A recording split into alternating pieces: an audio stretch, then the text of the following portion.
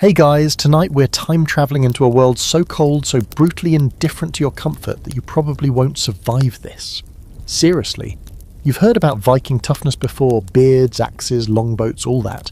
But none of that compares to this little detail. They survived Arctic winters without fireplaces. Yeah, wrap your modern mind around that while you're snuggled under a blanket. So before you get comfortable, take a moment to like the video and subscribe, but only if you genuinely enjoy what I do here. Also, tell me where you're watching from and what time it is. I want to know who else is freezing right now. Now, dim the lights, maybe turn on a fan for that soft background hum, and let's ease into tonight's journey together. It starts with a long sigh and a full body shiver. You've just stepped off the imaginary time travel platform and right into the 9th century, standing in knee-deep snow, somewhere near the Arctic Circle. The sky overhead is the colour of cold iron, and the wind is doing its best to saw through every layer you're wearing. You're in a Viking settlement, not the pillaging kind today, just the surviving kind, and your first realization is simple but grim. This is a cold you don't negotiate with. It doesn't care about your feelings or your fingers. You glance around. Snow-blasted hills, reindeer tracks, some shaggy cattle huddled together like a cursed livestock plush toy, and a cluster of longhouses partially buried in snowdrifts. There's smoke rising, barely. Not chimney smoke, though. More like lazy, curling trails sneaking out of the eaves, as if even the fire's too tired to fight the cold. You expected hearths, maybe roaring fireplaces. There are none. Instead, the homes look low and wide, like someone tried to build a house and ended up with a buried canoe. That's your destination. Welcome home. You stomp through the snow toward one of the bigger longhouses. The doors are short. You have to crouch just to enter, which is either charming or spine-crushing depending on your mood. Inside it's dim, smoky and humid. That last one surprises you. It's warmer than outside, sure, but not by much. A weak fire crackles in a shallow pit in the middle of the floor. It's not blazing, it's more like it's sulking. You get the sense it knows its role, heat the soup, not the house. There's no chimney, just a small hole above to let the smoke meander out. You inhale and immediately regret it. The air tastes like wet wool, old meat, wood smoke, and about 4 different kinds of sweat. But this is survival, Viking style, and your modern nose needs to get over itself. The room is long, really long. On either side are raised wooden platforms with bundles of animal hides and fur. You spot people wrapped like burritos, sharing body heat, muttering in Old Norse. You also spot chickens, and a dog, and something you really hope is a goat. You settle near the fire pit trying to warm your hands, and a grey-bearded Viking named Hrolfr slides a cup of something hot and mysterious toward you.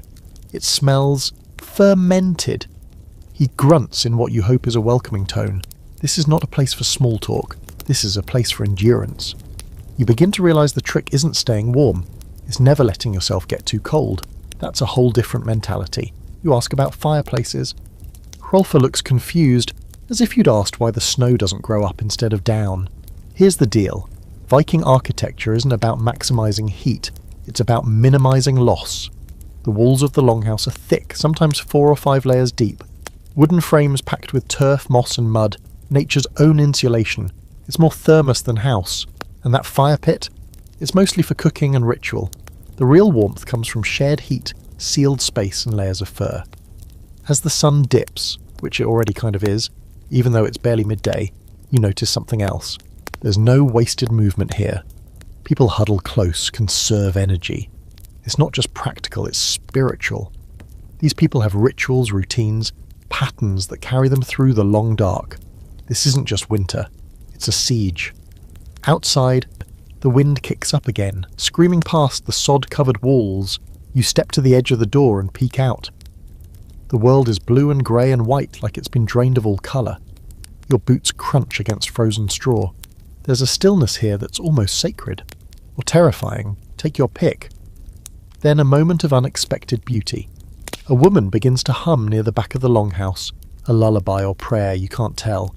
It's haunting, melodic, and it loops in your brain like a spell. You sit back down near the fire, let the smoke sting your eyes a little, and lean into the animal skin padding. You're not comfortable, but you're warm enough, and maybe, just maybe, you'll make it through your first night. Here's your historical nugget for the evening. Archaeologists studying Norse settlements in Greenland and Iceland have confirmed that most Viking homes had central hearths without chimneys, relying on roof holes or venting smoke through the turf walls. That meant warm floors but perpetually smoky air. It was functional but probably terrible for your lungs. Now the quirky twist. Some Viking settlements in Iceland showed signs of using geothermal steam, literal hot spring water to heat bathhouses. Yeah, ancient hot tubs. Think of it as the Viking version of spa day, minus the eucalyptus towels. But scholars still argue this. Were Viking winters truly survivable for everyone? Or did only the strongest or most social make it through? Was this a society that naturally selected the well-adapted and the lucky? Or were there quiet winters full of loss that history just doesn't write about? You settle into your spot, head spinning slightly from the smoke and fermented drink. You're not sure if you're tired or just being hypnotised by the crackling fire. But either way, your first Arctic night is beginning. You've got no chimney, no thermostat, and honestly no idea how this is going to go. You wake up coughing, it's still dark, though that doesn't mean much this far north. Darkness isn't a nightly visitor here, it's a permanent roommate. You blink against the haze, trying to remember where you are. Oh, right, 9th century Viking longhouse, no chimney. A thick stew of smoke still clings low to the ceiling, rolling lazily like a slow-moving fog. Your throat feels like you've been gargling pine tar. You try to sit up and smack your head on the low beam overhead. Welcome back. Around you, the longhouse has started to stir. It's early, but time here is more of a suggestion than a schedule. A young boy throws a handful of damp moss onto the fire pit. It flares briefly, then sizzles into a reluctant smoulder. The embers groan.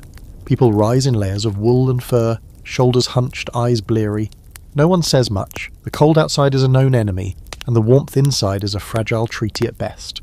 You're still thinking about the fireplace thing, like really? Not one real fireplace? In all this frozen desolation?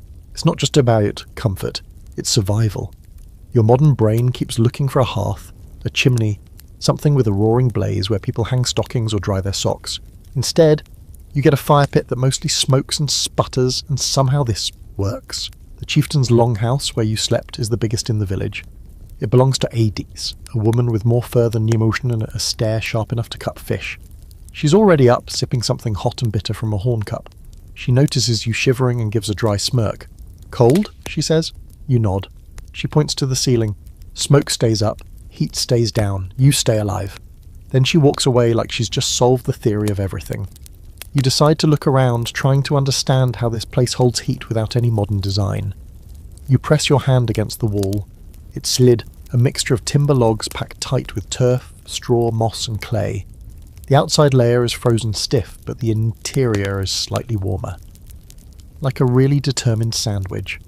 The thatched roof is sloped low, heavy with earth, designed less for elegance and more for not collapsing under a ton of snow. Turns out, these longhouses are more like buried boats, low profile, wind deflecting and built to retain every precious calorie of warmth. The floors aren't wooden, they're packed dirt, sometimes lined with planks or rushes. In the night you could feel the faintest warmth rising up through them, maybe from trapped body heat or just the insulating layer of animal skins. You think about medieval castles with their cavernous stone halls and grand hearths and realise those were luxuries. Out here, survival is about containment. It's about keeping the heat close, not chasing it up a chimney. You watch as people go about their morning tasks. Someone's milking a goat in the back corner. A boy scrapes frost off a shield hanging by the door. A woman hammers dried fish into flakes to add to a pot of whatever's boiling. Everything is close, tight, efficient. You realise with a jolt that the idea of separate rooms is laughable here. There's no privacy, no bedrooms, no kitchen. Just zones, sleeping zone, cooking zone, goat zone, and all of it designed to share every drop of heat generated by every person, animal and ember. You huddle near the fire pit again and someone hands you a bowl. It's porridge, mushy, warm. It has an earthy flavour you can't place, probably because it includes bark or lichen or something your taste buds weren't designed for. You eat it anyway. Everyone else is. No one wastes energy chewing the fat, literally or figuratively. They eat in silence, wrapped in cloaks, steam rising from their bowls and nostrils. After breakfast, the door creaks open, and a blast of cold punches the room like a ghost with anger issues. Two men come in carrying firewood, their cheeks red and beards frosted. The logs they drop by the fire aren't your standard hardwood either. These are scrawny birch, some moss-covered driftwood, and bundles of dried peat. Peat is the key. Dug from bogs and left to dry, it burns slowly, smells a bit like dirt tea, and is way easier to store than giant tree trunks. Turns out big wood fires are for people who don't live on the edge of nowhere. And here's the interesting bit. These fire pits aren't meant to heat the whole house. They're used to warm the centre just enough, cook food, maybe boil water. The real insulation strategy is you, your body heat. Your proximity to other warm bodies. Your refusal to die of exposure. You're not surviving because of a fireplace, you're surviving without one by design. There's another layer to this though. You notice it slowly as you move through the longhouse. The walls aren't straight. The layout isn't linear. Everything curves just a bit. The corners are softened. Turns out this is deliberate. Heat hates corners. It escapes, gets trapped, dissipates. These structures are built to circulate warmth, not just contain it. It's kind of genius, and totally counterintuitive if you're used to square houses and central heating. You also start to pick up on something else. The rhythm of life here is slow, not lazy, just deliberate. Everything is paced to conserve. You move less, talk less, even breathe less deeply when you're inside. Every action is calculated to stretch the thin layer of warmth over the long, bitter months ahead. Here's tonight's historical fact. While Viking homes lacked true fireplaces, they did have central hearths that allowed for shared heating and cooking. The turf walls and shared animal heat were crucial, but so was ventilation. If done wrong, smoke inhalation could be as deadly as the cold, which is why most longhouses had smoke holes in the roof, or used angled rafters to direct smoke up and out without letting all the heat follow it. Now for something quirky. Archaeologists have found fish bones embedded in turf walls, possibly used for insulation, or maybe just leftovers getting weirdly repurposed. Either way, it worked. Fish walls. Bet your house doesn't have those. And the scholarly debate. Some historians argue that these communal heating strategies reflect a deeply collective mindset, while others think they were simply responses to environmental constraint. Was it about culture, or just cold? Maybe both. Maybe that's the Viking secret. Embrace the suffering, make it communal, and call it tradition. You rub your hands together over the sluggish fire and take another breath of that wood smoke and goat perfume. The wind howls outside, dragging snow across the frozen earth like sandpaper. But in here, somehow, you're surviving. No fireplace required. You decide it's time to explore more than just the smoke-choked centre of this survival experiment. You've survived a night, maybe even started to acclimate, though your lungs are still staging a mild protest. The longhouse, as you've noticed, is both womb and a prison, is dark even in daylight, low even when you're sitting, and heavy in a way that makes you feel like you're walking through someone else's memory. You start to understand why so many Norse myths happen in firelight. There's something about this space that feels half real, half dream. The deeper you go into the longhouse, the more obvious it becomes that this place wasn't built for comfort, but for durability. It's less a home in the modern sense and more a life support system. The walls curve ever so slightly inward, as if the house is hunching against the cold. You pass rows of storage bins carved from logs, bundles of dried herbs strung along the beams, and racks of tools and weapons that all look like they could be used to kill a bear or make a stew depending on the mood. And then there's the smell. That deep, earthy musk of turf and timber mingled with sweat, old meat and wood smoke. It's cloying but constant, and now it's beginning to feel almost normal.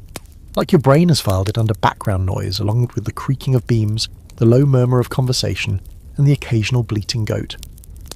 Now here's the secret you've been stepping on without realising it. The real genius of this place isn't the fire, it's the house itself. The Viking longhouse is basically a thermos wrapped in a dirt blanket.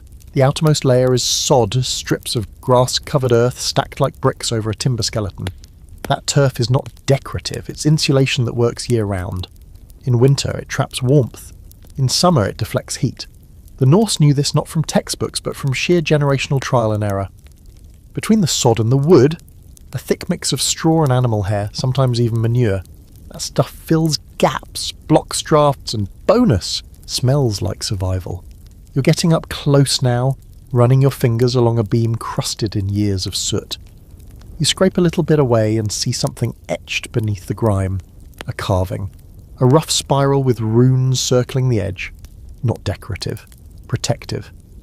This house isn't just built for warmth, it's built for warding off whatever else might be waiting in the dark. The layout begins to make more sense. The longhouse is divided into zones not by walls, but by purpose. Central fire pit in the middle, flanked by sleeping platforms on either side. At one end there's a storage area where dried fish, salted meat and smoked cheese hang like an edible chandelier. At the other, the livestock pen. You heard that right. Half the house is a barn.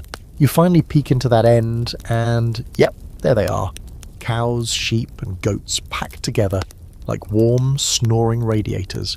It's steamy back here, in a weirdly gross and comforting way. You step carefully between piles of straw and other stuff. One of the cows flicks an ear at you, unimpressed. Another is being milked by a teenage girl who doesn't look up as she says, "Careful where you step, Loki likes to kick." You have no idea which animal is Loki, and you're not in the mood to find out the hard way. Here's the thing, this cohabitation isn't gross to them, it's essential. Animal heat, yep, literal body heat, is part of the house's warmth equation. And in the dead of winter, when your own body feels like a half-charged phone battery, a couple of warm cows make a huge difference. Think of it as the ancient equivalent of central heating, if your heater occasionally sneezes hay in your direction. You wander back toward the centre and sit near the edge of the raised platform where a few villagers are darning socks, sharpening blades and repairing fishing nets. It's a little social zone, not lively exactly, but cooperative. People share tools, grumble about snow levels, and pass around a horn of something fermented that hits your bloodstream like a hot brick. One of the old men leans toward you and croaks. You get used to it, the cold, the stink, the way you forget what colour the sky is. You ask him how long he's lived in this house, and he shrugs. "My father built this one. Before him, my mother's brother. We fixed the roof, patched the walls, but the bones stay the same." You're suddenly aware that this isn't just a house, it's an heirloom. A generational artefact still doing its job long after its builders became bones in the ground. You press your hand to one of the beams again, feel the worn grooves where generations have leaned, rested, survived. Here's your historical fact. Archaeological digs in Norse Greenland have revealed longhouses that were over 20 metres long, with thick turf walls and shared animal shelters built right into the structure. This wasn't rare, it was standard design for harsh climates, and it worked. These homes could hold heat and temperatures that would freeze your eyelashes in seconds. Quirky detail of the day? Some of these homes had the partial double walls, gaps between layers of turf and wood filled with straw feathers or even seaweed. Seaweed, It turns out if it's dry and packs tight, its insulations are also kind of salty. Vikings, as it seems, were practical to the point of weird genius. Now, the debate. Some scholars argue that these homes were masterpieces of environmental adaptation, rivaling Roman designs in function if not form. Others insist that their success was more about behavioural adaptation, how people used the space, not just how it was built. Were the houses brilliant, or were the people just brilliant at surviving? You lie back on the furs and look up at the rafters, barely visible in the murky light.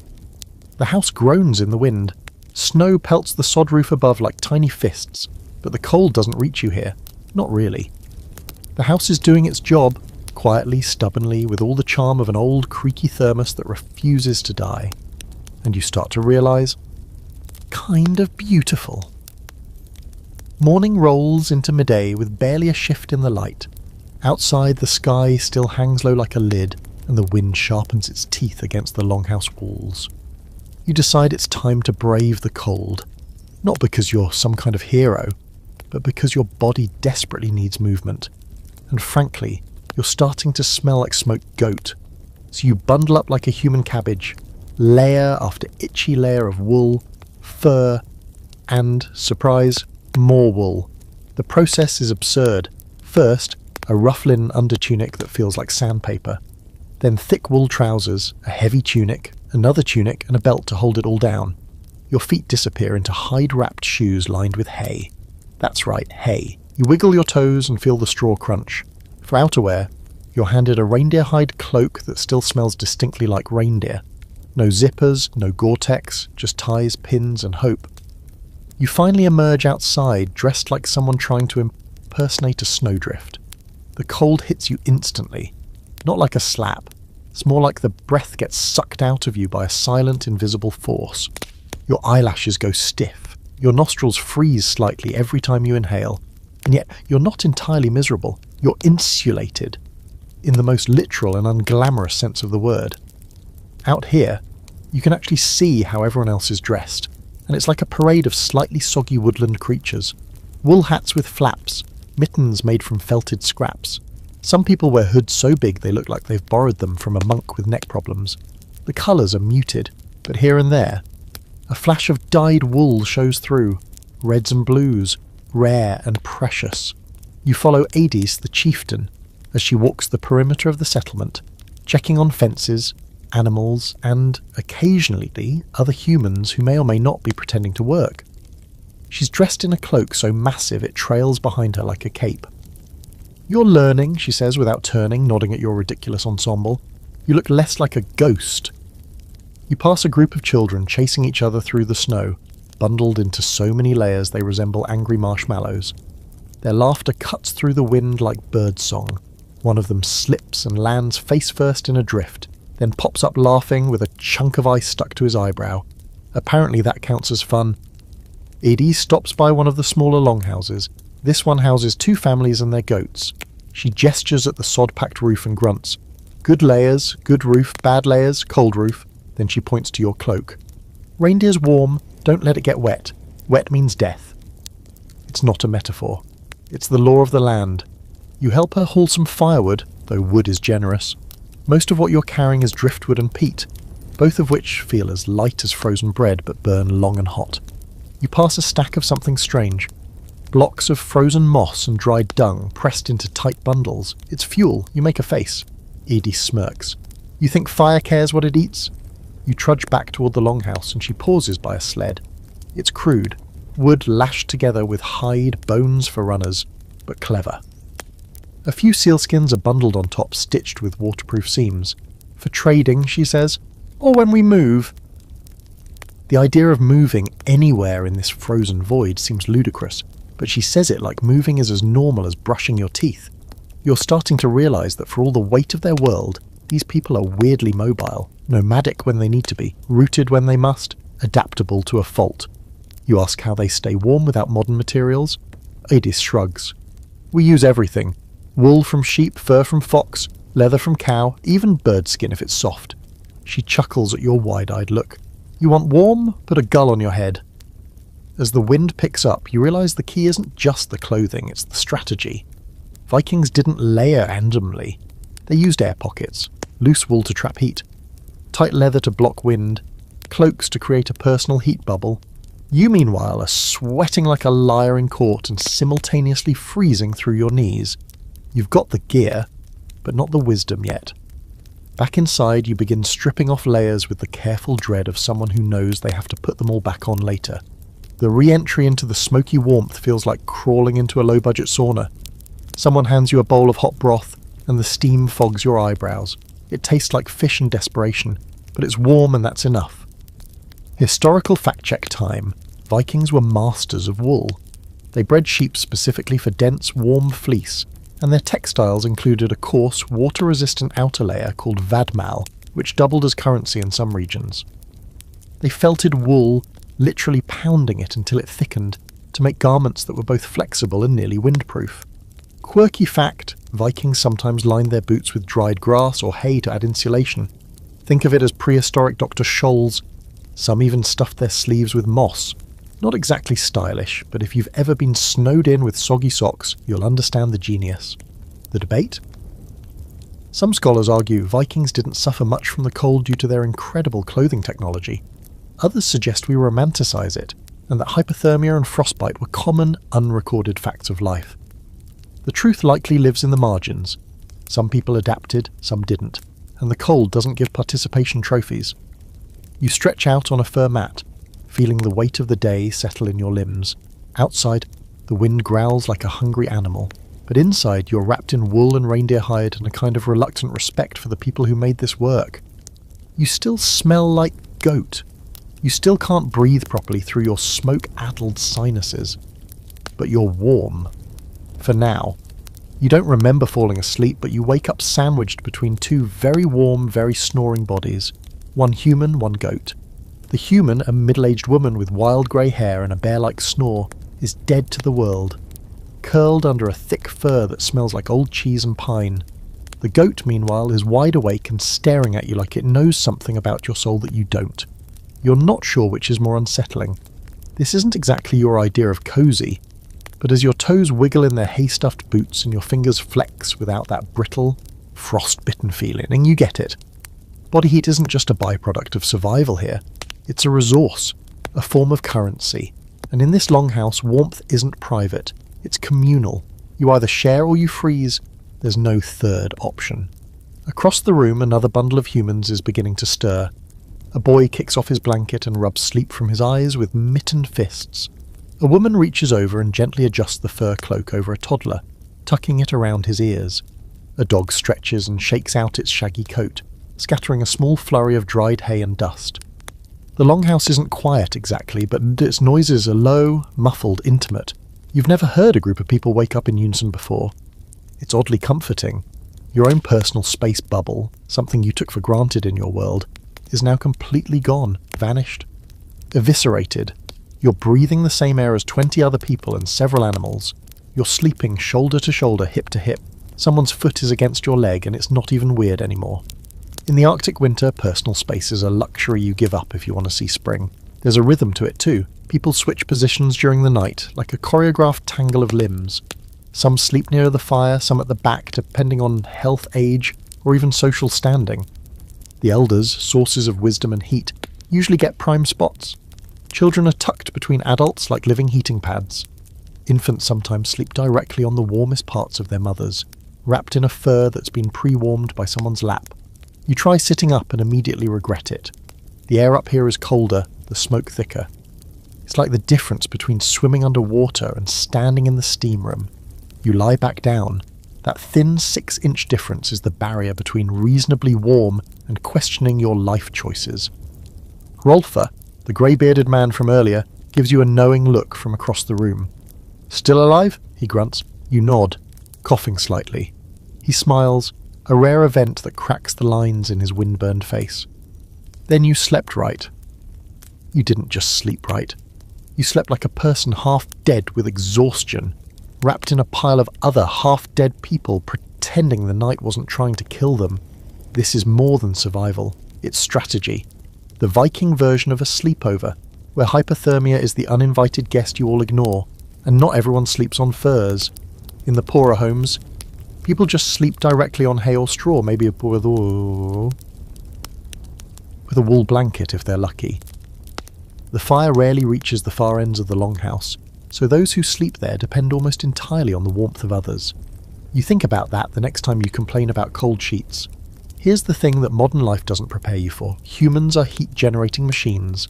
A single adult gives off enough heat to raise the temperature of a small enclosed space by a few degrees.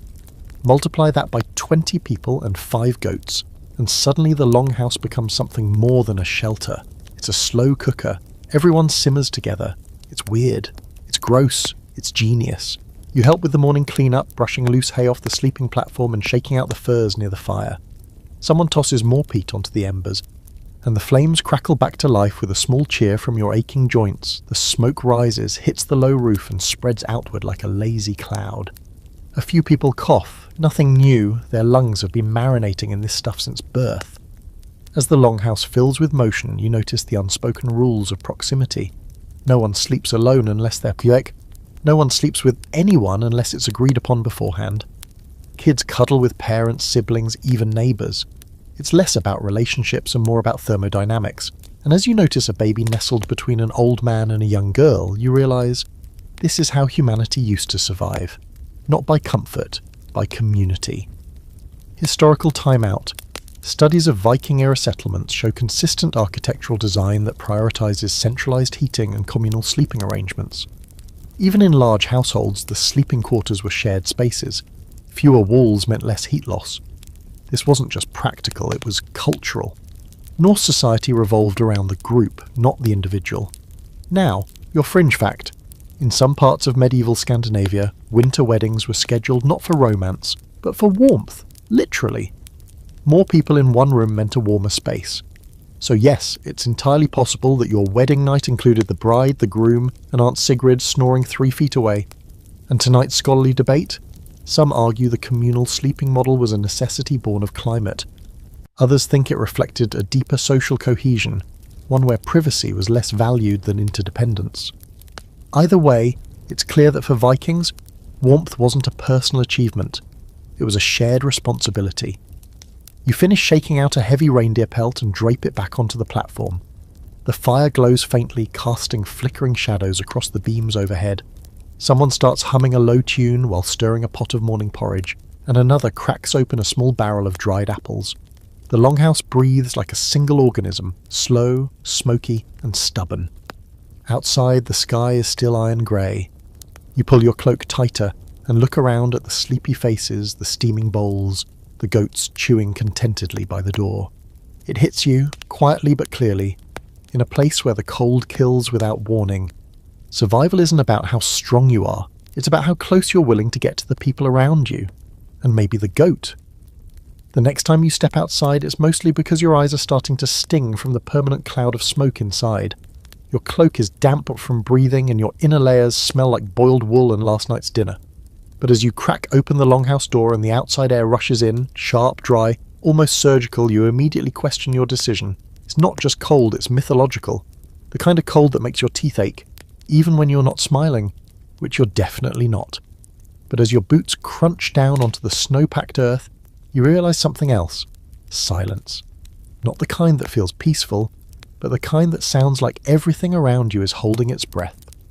There's no birdsong, no rustling of trees. Even the wind is subdued, sneaking low along the ground like it's afraid to make a scene. You walk the perimeter of the settlement again, tracing your steps from earlier. But now, instead of just observing the snow-covered roofs and fur-draped fences, you're noticing how every structure is playing a part in survival. It's like someone designed this place with a single command. Don't let the heat escape. You stop in front of a small rounded outbuilding. Looks like a buried beehive. One of the villagers sees you staring and walks over. Her name's Inga, and her nose is red enough to suggest she's been outside for too long. Storage hut, she says, built like a womb, warm inside. She beckons, and you duck through a squat entrance dug into the snowbank. Inside, you're hit with the rich smell of old grain, dried meat, and something tangy that might be fermented turnips. It's small, barely taller than you, round and completely encased in turf. No corners, just a tight circular shape meant to trap warmth like a cup holding steam. The walls are packed with snow on the outside but lined with straw, and hide on the inside, creating a thick, crude insulation that somehow works better than you'd expect. We sleep here sometimes, Inga mutters, pointing to a mat of hay and skins, when the wind's bad or the roof leaks. You glance up, there's no fire pit, no heat source at all, just trapped warmth lingering from a body that left hours ago. It's astonishing. This isn't just a storeroom, it's a pressure-sealed panic room made from dirt and instinct. You duck back outside and notice something else. Every structure in the village, from longhouse to latrine, is dug partially into the ground. At first glance, it looks like poor construction. But now you understand, it's smart. The earth holds heat. Build low, build half-buried, and the ground helps shield you from the cold. Above ground is a freezer. Below is a blanket. Back at the main house, you wander around the exterior. You run your hand along the turf-covered wall. It's frozen stiff on the outside but dry underneath. This turf has been stacked and maintained like bricks. Whole families spend summers harvesting and curing these thick chunks of earth to use during winter. You've never seen dirt treated with such reverence. You duck into a nearby shed where a man named Catil is repairing a set of skis made from curved ashwood. He's hunched over the bindings, using sinew like thread, his fingers red but steady. "These will get me to the fjord," he says, "even if the world freezes." You laugh, but Catil doesn't. He means it. The skis aren't recreational, they're transport. If you want food in winter, you don't wait for it to walk into your longhouse. You go get it. And if you're going to go get it through snow that swallows a man whole, you need skis, sleds, and knowledge of terrain that's half frozen, half forgotten. Catil nods toward the longhouse again. The walls are good, but you only stay in them if you have enough food, and wood, and water that isn't ice. He says this like it's all painfully obvious, and to him it is. This is when you realise the longhouse doesn't survive the winter. People survive the winter. and they drag the longhouse with them. The structure is a container, a tool. It holds their effort, their work, their warmth. But it doesn't make warmth. That's their job. Every log, every pelt, every armful of moss has to be collected, hauled and managed. There's no set it and forget it. This isn't central heating. This is central suffering on a schedule. Historical fact for your frostbitten brain. The technique of earth insulation, covering buildings with sod, was a deliberate architectural practice used across the Norse world. Icelandic turf houses, for example, could maintain interior temperatures above freezing, even in sub-zero conditions, despite having no chimneys or masonry fireplaces. The effectiveness of these structures wasn't magic, it was layers. Always, always layers. Quirky detail. Some Viking homes were built with removable wall panels that allowed access to storage spaces within the walls themselves. That's right, secret meat compartments. Because when winter hits, nothing says prepared, like a hidden stash of dried cod behind your bedroom. And the debate? Modern historians argue over whether these building techniques were born from desperate adaptation or inherited knowledge from earlier European traditions. Did the Norse invent the turf house out of necessity? Or was it a refinement of something even older? Either way, they took it farther than most, and survived long after other frontier societies vanished. As you step back inside the longhouse, no melting in clumps off your boots, you suddenly feel it in your bones. Not just the warmth, but the intentionality of it. Every surface, every beam, every hay-stuffed shoe and fish-stuffed wall exists to trap Yivsor, keep it moving and make sure it doesn't escape until the sun comes back. And now you're beginning to get it. The Norse didn't build fireplaces because they didn't need to. They were the fire. The house was the ember.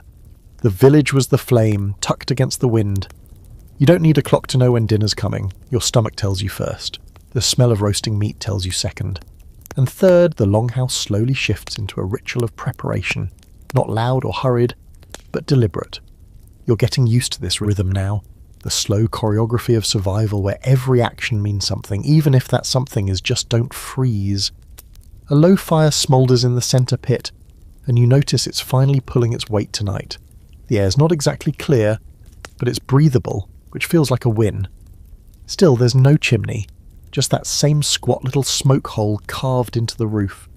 The smoke drifts up in ghostly ribbons, hits the rafters, then either escapes or settles back down to sting your eyes like a passive-aggressive roommate. You sit near the fire alongside a few others, Hrolfa, Inga, a couple of small kids who've been chewing on strips of dried something for the last hour, and watch as a pot is lowered into the coals. It's a stew, you think, or a soup, or possibly both and neither. The scent is meaty, but not in a way you can immediately identify. There's a note of fish, a note of root vegetable, and something vaguely gamey, like boiled squirrel with ambition. You ask what's in it. No one answers. That's the first warning. A teenage boy eventually grins and offers you a bite of something roasted on a stick. It's dark, crispy, and smells smoky with a hint of salt. You take it. You bite. You chew. It's chewy, really chewy, like rubberized bacon but with a hint of guilt. You manage to get it down and nod politely, even though your taste buds are filing a formal complaint. It's seal, the boy says. Tough, good in winter. Then he shrugs and eats a much larger piece without blinking. You've never been more aware of how spoiled your modern taste buds are. But calories are calories, and out here, calories mean survival. They don't cook for taste. They cook for heat, energy, endurance. And that means meat, any meat, gets dried, smoked, boiled, fermented, or sometimes all of the above. You spot someone tossing a hunk of peat into the fire to keep it going. You also notice the fire pit is no bigger than a small table. It sits right in the middle of the floor, surrounded by flat stones. No chimney, no metal stove, no elaborate setup. Just rocks, a pit and fire. You've seen bigger birthday cakes, and yet this little fire does it all. Heats the stew, warms the air, dries out toast socks, and occasionally smokes out an unlucky squirrel living in the thatch. It's stubborn, finicky, and absolutely essential. But let's be real, it's not doing a great job warming the house. Not really. At best, it keeps the worst of the cold at bay. That's it. No toasty evenings by the fire here. Just one more thing standing between you and frostbite. You've been wondering why they never just built better fires. Bigger fires? Why not a stone hearth?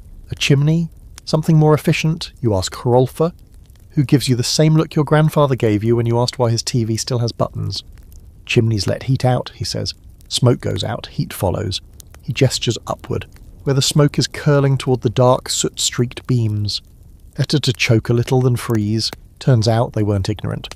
They knew how to build chimneys. The Romans had them. Other Europeans had them. But the Norse, they made a choice. They didn't want all that hard-earned heat escaping just to make the air a little easier on the lungs. You sit with that a moment, blinking through the haze, and realise just how different the survival math is here. They didn't build for comfort. They built for conservation. You look around the room and notice something else. The rafters are black. Not dark. Black. Centuries of smoke have coated the beams in a layer of soot so thick it looks like velvet. It absorbs light. It eats shadows. It's beautiful and terrifying all at once. You wonder how much of it you've inhaled already. Probably enough to qualify as a chimney yourself. A few minutes later, Inga hands you a bowl of stew. You brace yourself. It's hot, salty and vaguely fishy. There's a root vegetable in it that tastes like turnip, and something stringy that might be dried lamb. You eat it all quickly because the warmth is more important than the taste. Historical fact for the evening: Viking homes didn't have traditional fireplaces. Instead, they relied on open central hearths without chimneys, venting smoke through smoke holes or cracks in the roof. The result was smoky, yes, but effective. Fires stayed low and slow, minimising heat loss while still allowing cooking and a little comfort. And here's your quirky twist. Soot-covered beams weren't just an unfortunate side effect. In some Norse cultures, soot was harvested, scraped down, mixed with animal fat and used as pigment for writing or painting. So yes, that ceiling grime could end up on a runestone near you. Tonight's debate? Some scholars argue the chimneyless homes weren't by design, but due to lack of resources or knowledge. Others say it was completely intentional, a low-tech, high-survival solution tailored to extreme conditions. The truth probably lives somewhere in the middle. Innovation, after all, doesn't always look like progress. Sometimes it looks like a smoky hut with a fire the size of a pizza. As dinner wraps up, the longhouse settles into that sleepy low murmur again. The fire dims, the bowls are rinsed with melted snow. People begin to crawl back into their fur piles, choosing warmth over everything else. You follow suit, stretching out near the same goat from last night, who is now firmly convinced you belong to it. As the last embers pop in the fire pit and smoke drifts lazily up into the rafters, you exhale, long and slow. It still burns your lungs a little, but not as much as before. You're adapting, slowly, smokily, one soot-filled breath at a time. You wake again, this time not to sound or movement, but to the total absence of light. Pitch. Absolute. Black. Your brain spins for a second, trying to recalibrate. Is it still night? Is it morning? Is it evening again? You blink and wave a hand in front of your face. Nothing. It's not just dark in the longhouse. It's as if the entire concept of light has gone on vacation. Welcome to Viking winter daylight hours. Approximately 4 of them, if you're lucky. And when the sun does rise, it barely clears the horizon before changing its mind and sliding back down again like a nervous turtle. You grope around for your cloak, trying not to kick someone in the ribs. The longhouse has begun to stir, but no one's in a hurry. Because why would they be? The distinction between day and night is mostly imaginary this time of year. The sun might make an appearance around midday, yawning dimly over the treetops before vanishing again, but mostly it's just twilight. All day. Every day. You finally shuffle toward the door and peek outside. The cold hits you first, then the blue. The world is painted in shades of bluish grey. Snow, sky, wood, even the breath puffing out from your nose. The light is diffuse, dreamlike, as though someone dimmed the entire planet. And still, the village is alive. A few figures trudge through the snow hauling peat or firewood. Others tend to animals, shoveling frozen waste into neat piles. Life doesn't pause just because the sun can't be bothered. You step outside and stare up at the sky. No real sunrise, just a gradual undarkening. A sort of apology from the heavens that says, "This is the best I can do right now." Inga joins you, tugging her wool hood tighter around her face. "Too dark?" she asks, though it's less a question and more of a shared complaint. You nod, and she grunts. Gets better in 3 or 4 months. Then she trudges off, cheerful as someone with frost on their eyelashes can be. Inside the longhouse again, the dimness feels even heavier. Candles are rare, reserved for important moments.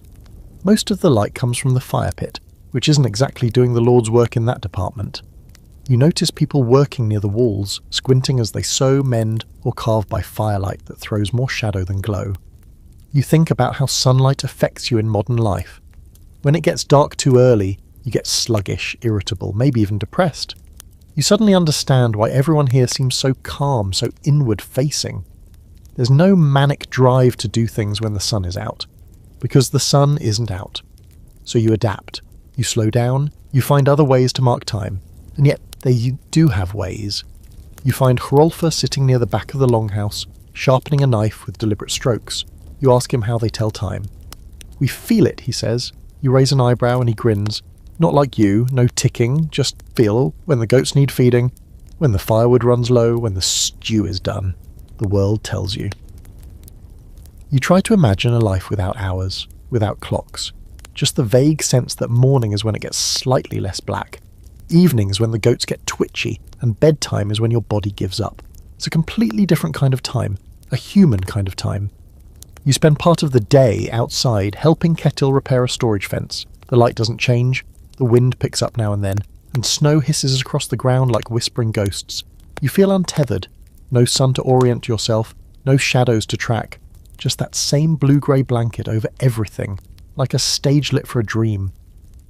Back inside Papamuo, a few children are playing near the fire. Their toys are simple, carved wooden animals, bone dice, a ball of stitched-together hide. No one's keeping time, no one's telling them when to stop. There's no, "Okay, it's 3:30, time for a snack." The longhouse is like a cave filled with a low, continuous hum of life. People sleep, wake, eat, repeat. They're not waiting for the light. They are the light. Here's your historical fact. In Viking-era Scandinavia, especially in the far north, daylight during winter could shrink to just a few hours. In places like northern Norway or Iceland, the sun might not rise at all for weeks. Yet these communities thrived, adapting their daily rhythms to a life without sunlight, focusing on indoor tasks, community bonding, and mental endurance. And the quirky detail, some Viking farmers used sheep bladders filled with fish oil as makeshift lanterns. A floating wick in the oil gave off a weak but steady flame. So yes, they lit their homes with glowing sacks of animal parts. The ambience must have been incredible. Now, the scholarly debate. Did the Vikings suffer from what we now call seasonal affective disorder? Some researchers believe they were biologically better adapted to long periods of darkness, possibly due to genetic traits favouring melatonin regulation. Others argue they simply developed robust cultural coping strategies, like communal gatherings, storytelling, and intense winter rituals, to keep their spirits lit when the sun wouldn't. You settle back into the fur pile near the hearth, eyes struggling to stay open even though your body feels rested. The dimness is like a sedative wrapping you in a heavy grey fog that seeps into your bones. You've been here long enough now to feel it, not just the cold but the darkness, the way it presses in, the way it quiets the world, muffling ambition, muting anxiety. And yet somehow no one here seems panicked. No one complains that it's still dark. They just live through it, sit beside each other, stir the stew, feed the goats, sew another patch into the knees of the same trousers. They are not fighting the dark, they're living inside it. As you close your eyes again, listening to the faint rustle of furs, the pop of the fire, the murmur of voices low and soft, it finally makes sense. The light isn't gone, it's just moved inward. You don't go outside the next day, not because you're tired, though you are, but because today is food day. Not cooking food, finding food. You're not hunting or fishing, thankfully, but instead you're allowed to witness one of the most sacred, critical parts of Arctic Viking survival, the pantry. Now, let's get one thing clear up front. When you hear pantry, you might picture shelves of dry goods, tidy baskets of onions, maybe a mason jar of lentils you forgot about in 2019. That's not what's happening here. The Viking winter pantry is not neat. It's not cute. It's not even fully indoors. It's mostly a collection of pits, hooks, crates, and really cold holes in the earth where meat doesn't rot, it just freezes into submission. Inga is the one who shows you. She pulls on a sealhide coat and trudges with you out behind the longhouse, through knee-high snow and past a row of wind-carved fence posts, until you reach what looks like a small buried shrine. It's not decorated or ceremonial, just a low wooden structure, barely poking out of the ground with a roof so covered in snow you nearly miss it. She knocks once, like it's a neighbour's front door, then lifts a latch and opens it. Cold air whooshes up from below, somehow colder than the already freezing landscape. Inside there's a sunken hole, maybe 5 feet down, lined with stones and packed tight with layers of snow, sawdust and straw. She climbs halfway in and pulls out a frozen hunk of something unidentifiable and solid enough to cause blunt force trauma. "Reindeer shoulder," she says proudly, tossing it into a sack like a block of wood. You ask if they have to hunt for this every few days, and she laughs. "Hunt in winter? No, we eat what we caught before winter." And suddenly, it clicks. This isn't just storage, it's strategy. What you catch, grow, smoke, salt and dry in the warmer months becomes your lifeline when the snow walls you in. If you didn't prepare properly, you don't just go hungry, you disappear. The next cache she shows you is behind a small barn hidden under a layer of straw and stones. She kicks the covering aside and pries up a heavy plank. Beneath is another frozen pit, this one lined with bark and filled with long, thin fish wrapped in bundles of moss. They look vaguely like mummified eels. "Cod," she says. "We catch and dry it by the fjord, keeps all winter." You pick one up, and it's so light it feels hollow, like fish jerky, like edible driftwood. Apparently you rehydrate it by boiling it into soup, or just chew it until it becomes something resembling food. Back in the longhouse, the morning fire is already burning, and a few of the women are unwrapping frozen meat with bare hands like it's no big deal. Someone tosses what looks like a piece of frozen lung into a bubbling pot. A child gnaws on a dried apple, while another carefully licks a piece of ice hanging from the roof beam. You realise food isn't just sustenance here, it's time travel, a link to the better months. You think about modern refrigeration, the hum of a machine, the light that flicks on when you open the door. Here the fridge is the earth, the freezer is the air. No buttons, no backup plan, just physics and trust. Here's something even more surprising. They've stored vegetables too.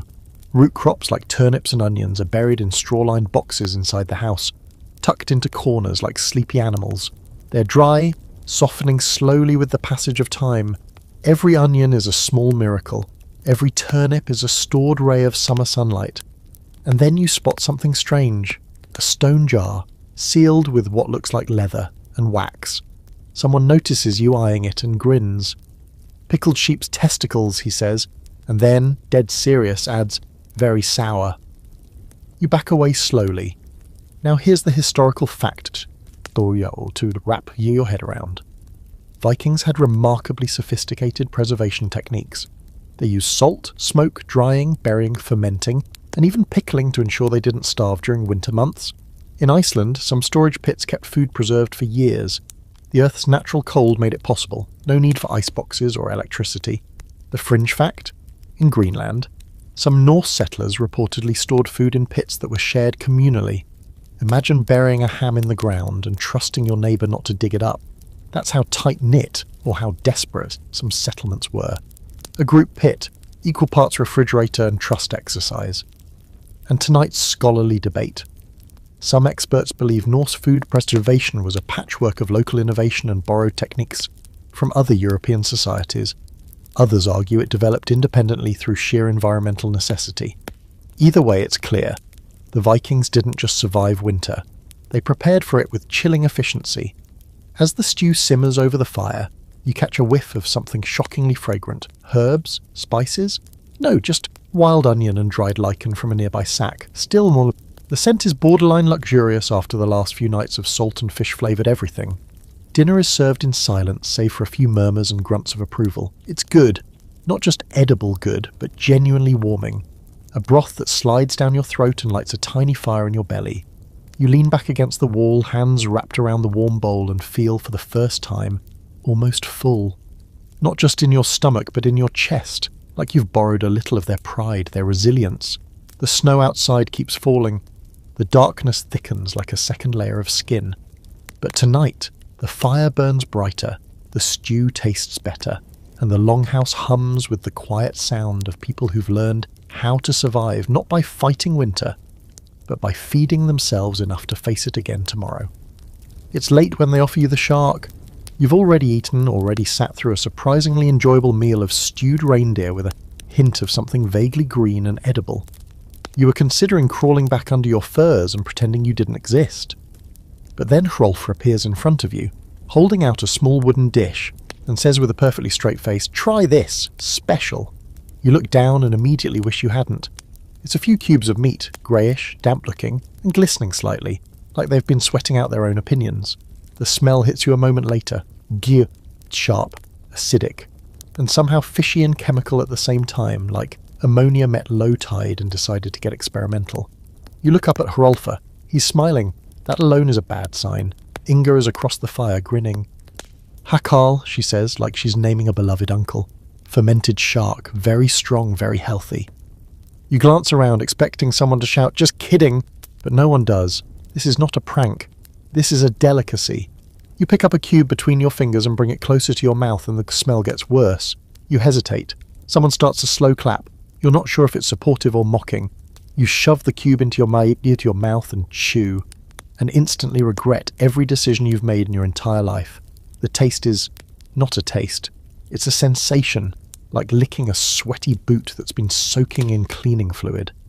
Your eyes water, your throat clenches, your brain screams, but your body knows better. Swallow or die. You gulp it down with the dramatic flair of someone jumping into a frozen lake. The room erupts in laughter. "Good, yes?" Hrolfr says, completely deadpan. You cough and nod. "Very fresh," you manage. Fermented shark is more than just food, it's tradition. And in the Norse Arctic winter, tradition is half the reason people stay sane. It turns out the Vikings had a whole menu of preserved delicacies, designed not for flavour, but for function. Shark, of course, couldn't be eaten fresh.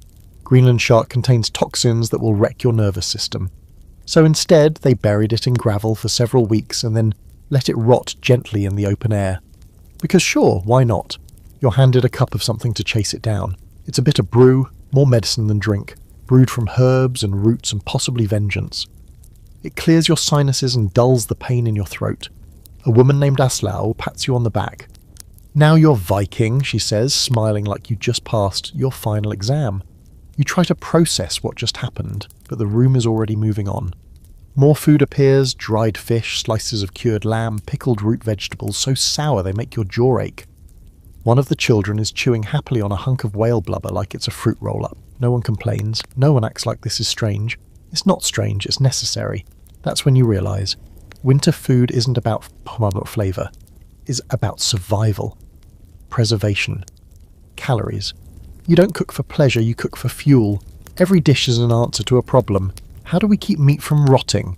How do we store fat through the dark months? How do we make something last when nothing grows? Hrolfr explains how they smoke meat over slow-burning fires with herbs, not for taste, really, but to keep flies away. How they salt fish until it's too dry to chew without soaking, but it never spoils. How they pack butter in birch bark and store it underground until spring. You think back to your own fridge. The labels, the expiration dates, the security of knowing you can replace anything with a 5-minute trip to the store. Here, everything is irreplaceable. If you lose it, you don't eat. And if you don't eat, you don't last the winter. Here's your historical fact. Hakal, the infamous fermented shark dish, has its roots in necessity. The Greenland shark is toxic when fresh due to high levels of urea and trimethylamine oxide, but the Vikings learned to neutralize it by burying the meat and allowing it to ferment. It's still eaten in Iceland today, often served with a strong spirit called brennivine, a nickname Black Death, to help it go down. Now for the fringe fact. There's evidence some Viking communities used fermented dairy, cheese and even soured milk stored in animal stomachs, as portable protein. Some of it was so sour it was considered an appetite suppressant. Imagine carrying a bag of yogurt that could double as a weapon. That's Viking snacking. And tonight's scholarly debate. Did the Norse develop fermentation and preservation independently, or borrow it through contact with Celts, Slavs and others? While similar food preservation methods existed across ancient Europe, the Arctic versions pushed the boundaries using volcanic vents, glacier caves and salt marshes in creative ways.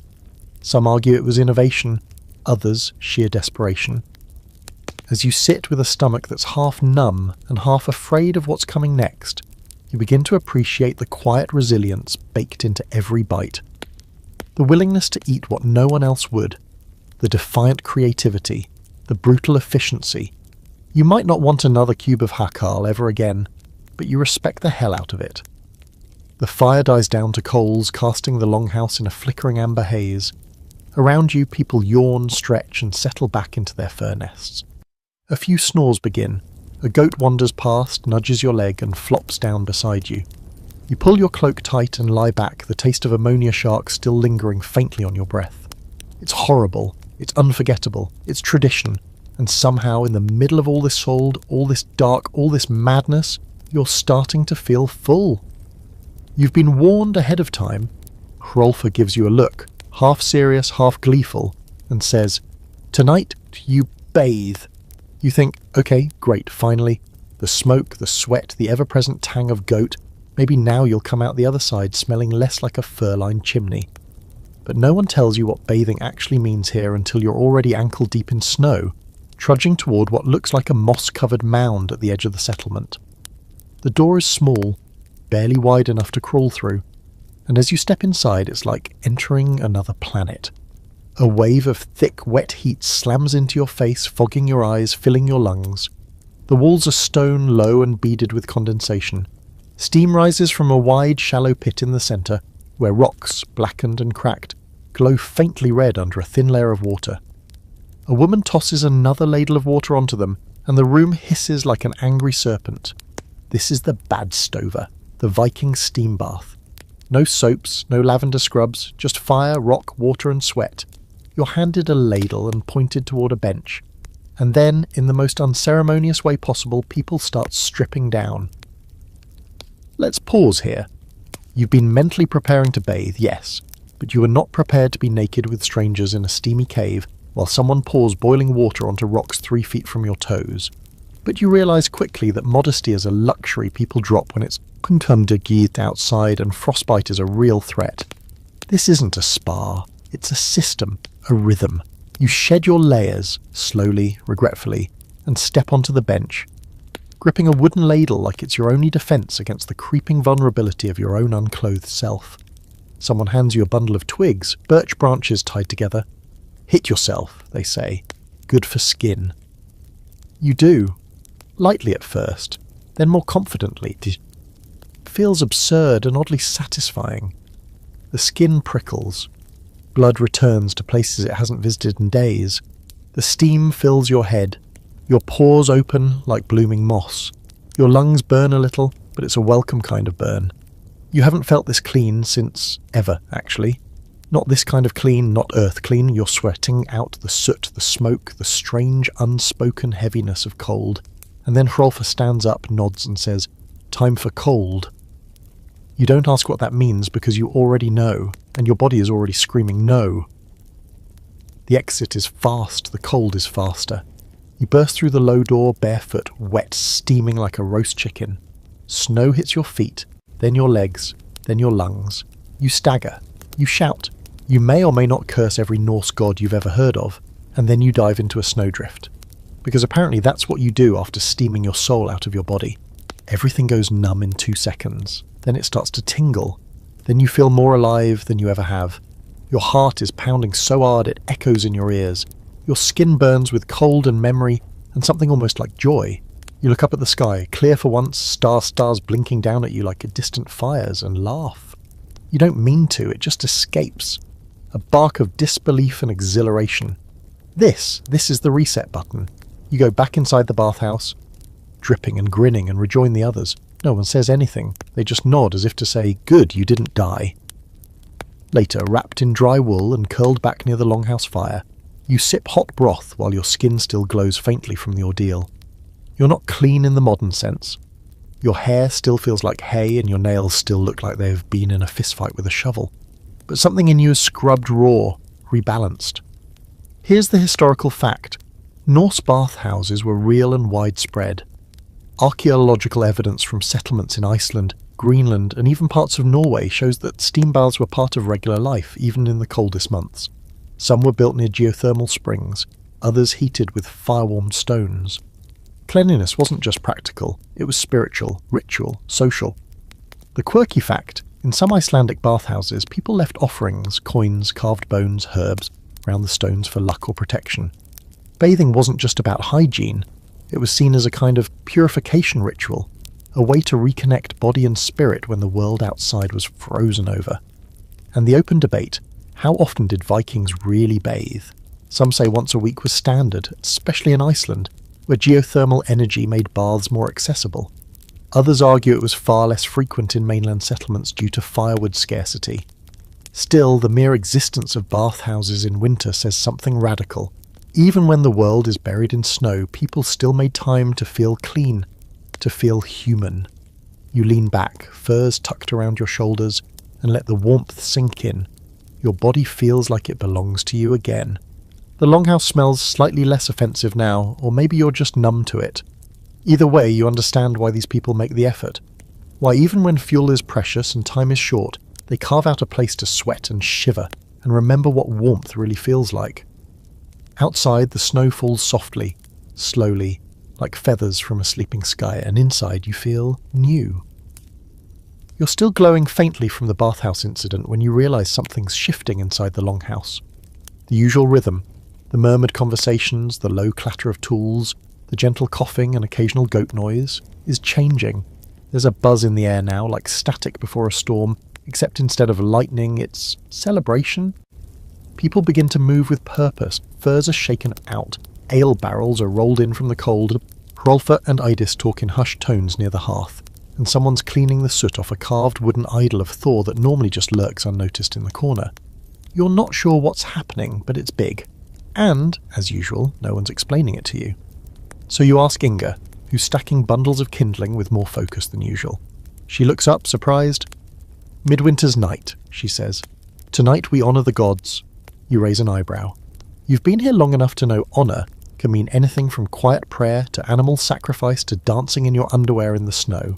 She sees the concern on your face and grins. "There will be mead and songs and meat." Then more seriously, "And we ask for survival."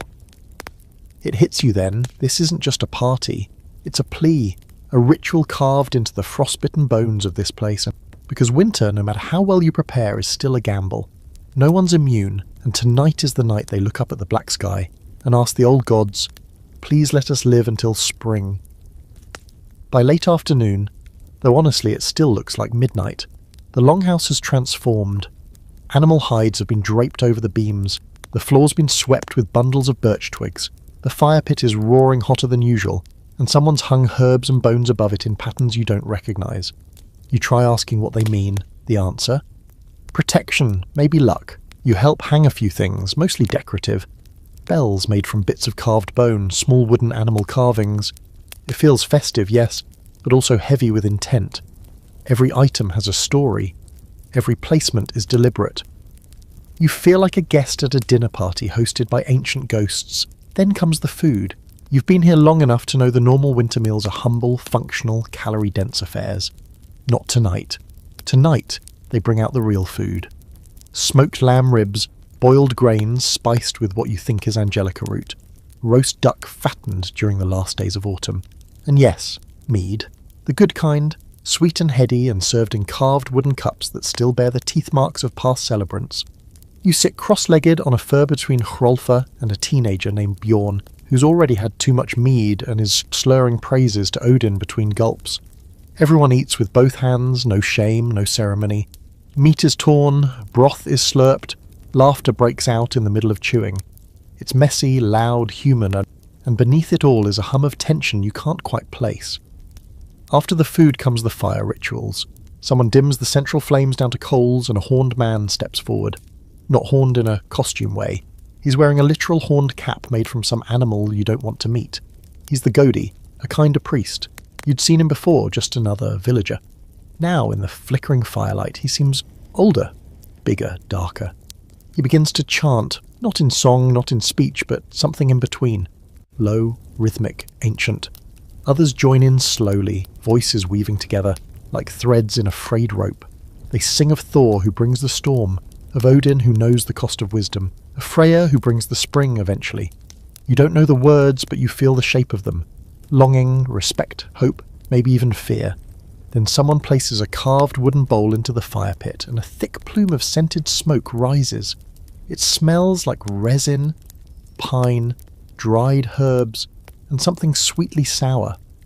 The smoke curls and twists, filling the air with a kind of thick silence. One by one, people toss offerings into the fire. Bones, bits of fur, silver trinkets, coins, even food. You watch as Inga tosses in a carved comb. Hrolfr drops a small rock wrapped in cloth. You ask what it was. A piece of my brother's grave, and he says, like it's no big deal. They offer these things not as bribes, but as messages, symbols, reminders to the gods, and maybe to themselves that they're still here, still waiting for the sun to return, still worthy of life. Here's your historical fact. Midwinter festivals were a real part of Norse culture, known in Old Norse as Jol, from which we get Yule. These celebrations predated Christianity and involved feasting, ritual toasts, bló, and honouring the gods for protection and good fortune. Some customs included lighting a central fire to symbolise the returning sun. Your quirky fact? In some Viking households, they carved sun wheels, circular wooden discs with spokes, and placed them near the hearth during winter festivals to symbolically invite back the sun. They weren't just partying, they were pleading with the universe in the language of symbols and flame. And the debate? Some scholars argue these rituals were deeply religious. Others think they were mostly psychological, structured distractions to break up the bleak monotony of Arctic darkness. But maybe both are true. Maybe when the night never ends, the line between faith and survival gets blurry, and later that night, as the fire burns low and the songs wind down into slow, sleepy hums, you sit in the thick warmth of the longhouse and feel something you didn't expect. Awe. Not of the gods necessarily, but of the people, their endurance, their creativity, their insistence on joy, even when the world outside is nothing but ice and shadow. You fall asleep with a full stomach, ears still ringing with song, the smell of pine smoke in your nose. You dream of fire and snow, of gods in furs, of spring struggling to be born through a frozen sky. And for the first time maybe, you believe it'll come. The next few days bleed together, one long blur of frost and smoke and slow hours. There's a strange rhythm to Viking winter life once you settle into it. A low gear of existence that hums just loud enough to keep your mind busy, but not so fast that time has any meaning. Days don't feel like days. They feel like stretches of in-between. You wake up, do something that vaguely resembles work, eat a bowl of something raw and warm, and go back to the same sleeping furs before your mind has time to question the point. What do people do all day when they can't leave the house without freezing their nostrils shut? You find out the answer pretty quickly. They make things. Constantly. Every idle hand in the longhouse becomes a tool. Whittling, carving, sewing, weaving, braiding rope, fixing shoes, mending clothing, sharpening blades, repairing handles, patching sails, anything that keeps the hands moving and the brain from chewing on itself. You sit beside Inga one morning as she repairs a cloak. Her fingers move automatically, stitching through thick wool with a curved bone needle. The light from the fire hits the thread just enough to catch it glinting like wire. She doesn't look down once. You ask how long it took her to learn. She shrugs. Before I could walk, I think, then she smirks. Winter has always been school.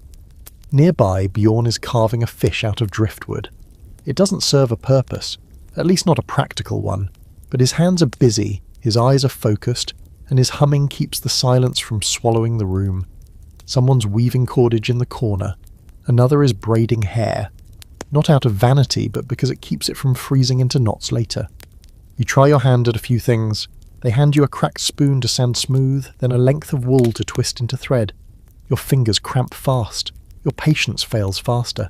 But it's not about speed. It's about continuity. Moving, making, repeating. The tools here aren't just physical, they're mental.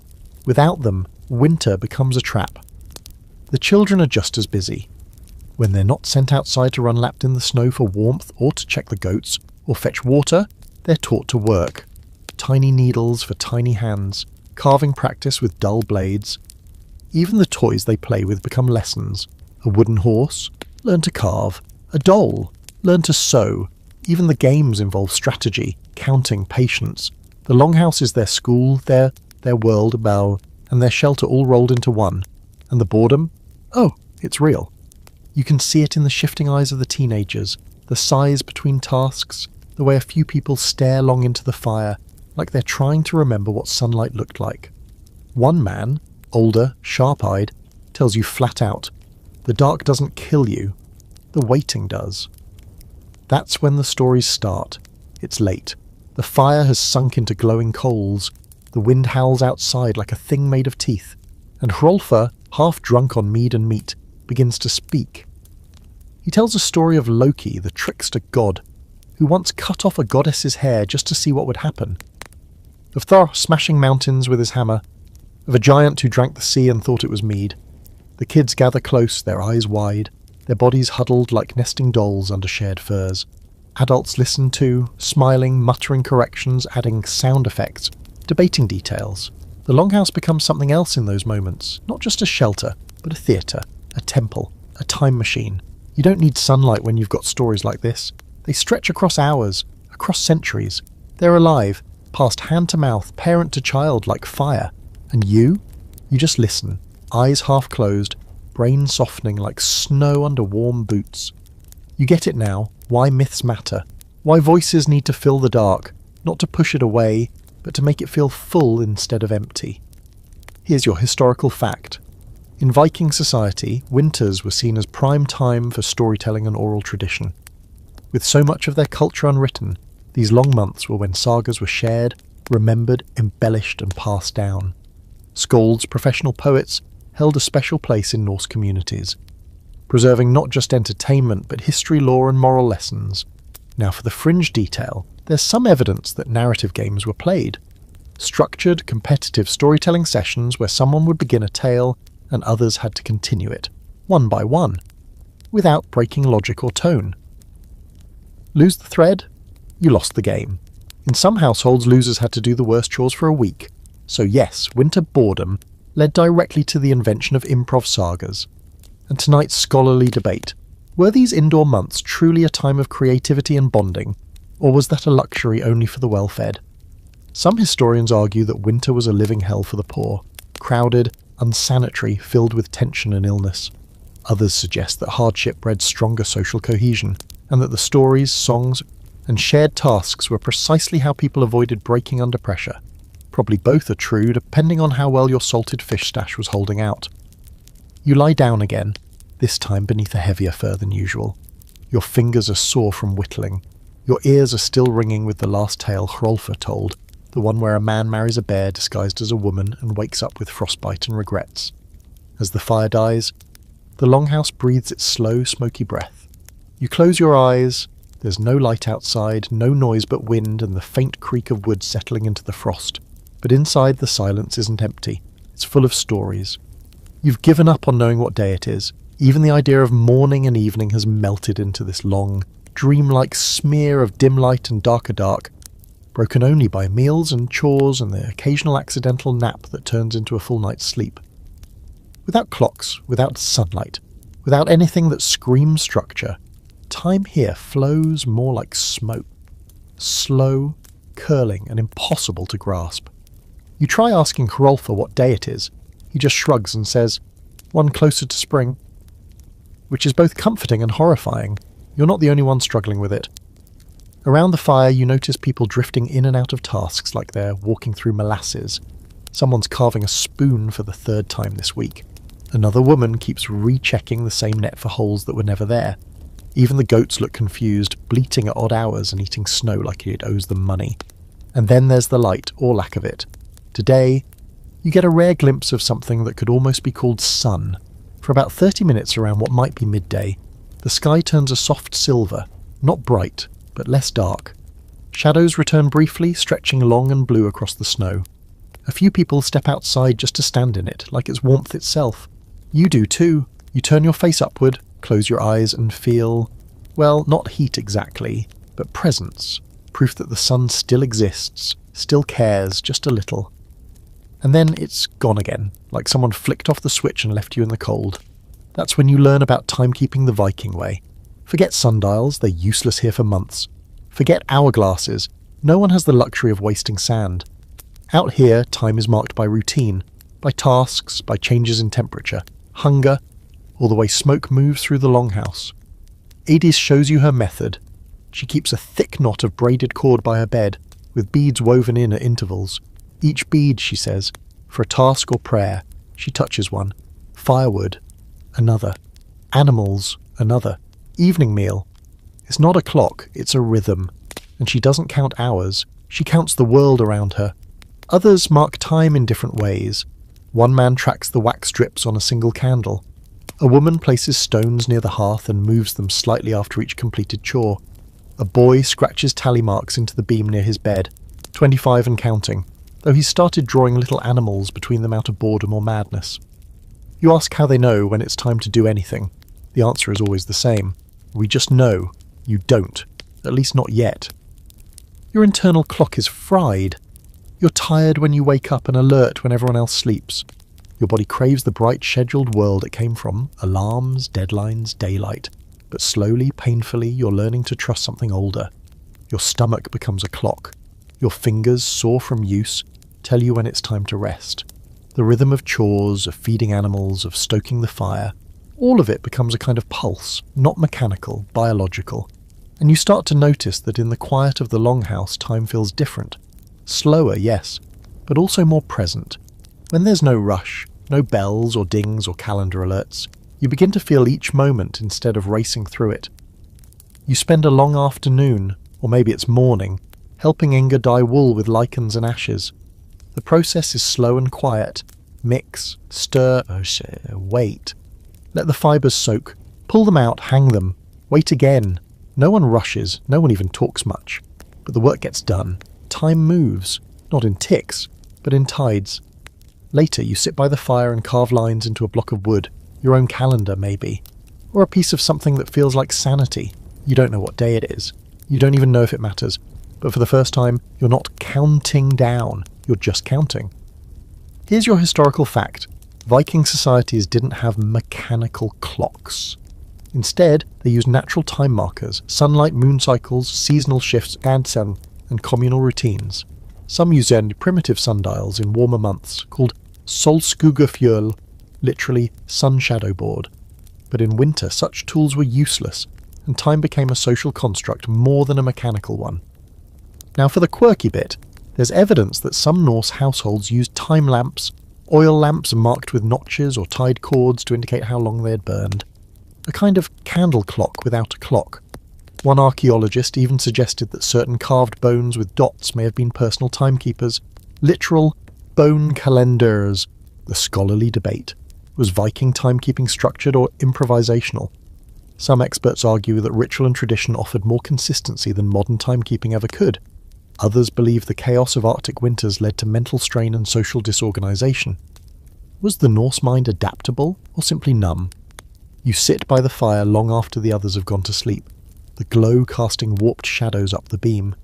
You stare at the embers and wonder how long it's been since you last saw a clock. A calendar, anything with numbers, and then you realise you don't miss them. Here, time isn't something you track, it's something you inhabit. You pull your furs tighter, stretch out on the sleeping platform, and close your eyes. Somewhere in the back of your mind, the modern world still ticks and tocks away. But it's distant, faint, like a voice down a long tunnel. And here in the dark, your heartbeat is enough. You can't help but laugh the first time you see it. Two kids sliding full speed down a snow-covered hill on a flat piece of bone. One of them is screaming with joy, the other looks like he's preparing for death. And neither has any intention of stopping before they slam into the pile of firewood at the bottom, which they do, with a crunch. And then they both roll over, laugh hysterically, and start dragging the bone sled back uphill. This isn't what you expected from Viking childhood in the Arctic. You pictured something more solemn, more grim. Children solemnly sharpening knives by firelight or carrying buckets of goat urine through snowdrifts, not wiping snot off their faces and hurtling into solid wood like tiny lunatics. And yet, here they are, making winter their playground. Idis sees you watching and smirks. Better they break an arm now than their necks later. That's the Viking parenting philosophy in one sentence. It turns out that, yes, Viking kids worked. Hard. They carried water, helped mend clothing, fed animals, scraped hides, prepared meals, and tended to younger siblings, while their parents prepared for the next disaster. But they also played. Not with toys like you know them, but with whatever was around, carved sticks, bone dice, bits of driftwood, and apparently the laws of physics. You join a group of children building a snow fort. It's not just for fun. They're preparing for a snowball battle with another group across the longhouse. You try to help build a wall, only to get ambushed by 3 kids with surprisingly well-packed projectiles. The snow stings your face. Your dignity takes a hit. But you're laughing before you can even catch your breath. Inside the longhouse there's less chaos but just as much creativity. A girl is carving runes into a strip of bark. Another boy is twisting goat sinew into string, his tongue sticking out in concentration. They chatter in bursts of Old Norse, but even without understanding you catch the rhythm. Jokes, dares, dramatic retellings of things that happened 5 minutes ago. They aren't just surviving the winter, they're growing up in it. You ask Inga what it's like raising children in the cold months. She doesn't hesitate. They get stronger, or they don't. Winter teaches fast. It sounds brutal, but not cruel. There is no room here for softness that doesn't serve a purpose, no. No helicopter parenting, no hand-wringing over scraped knees.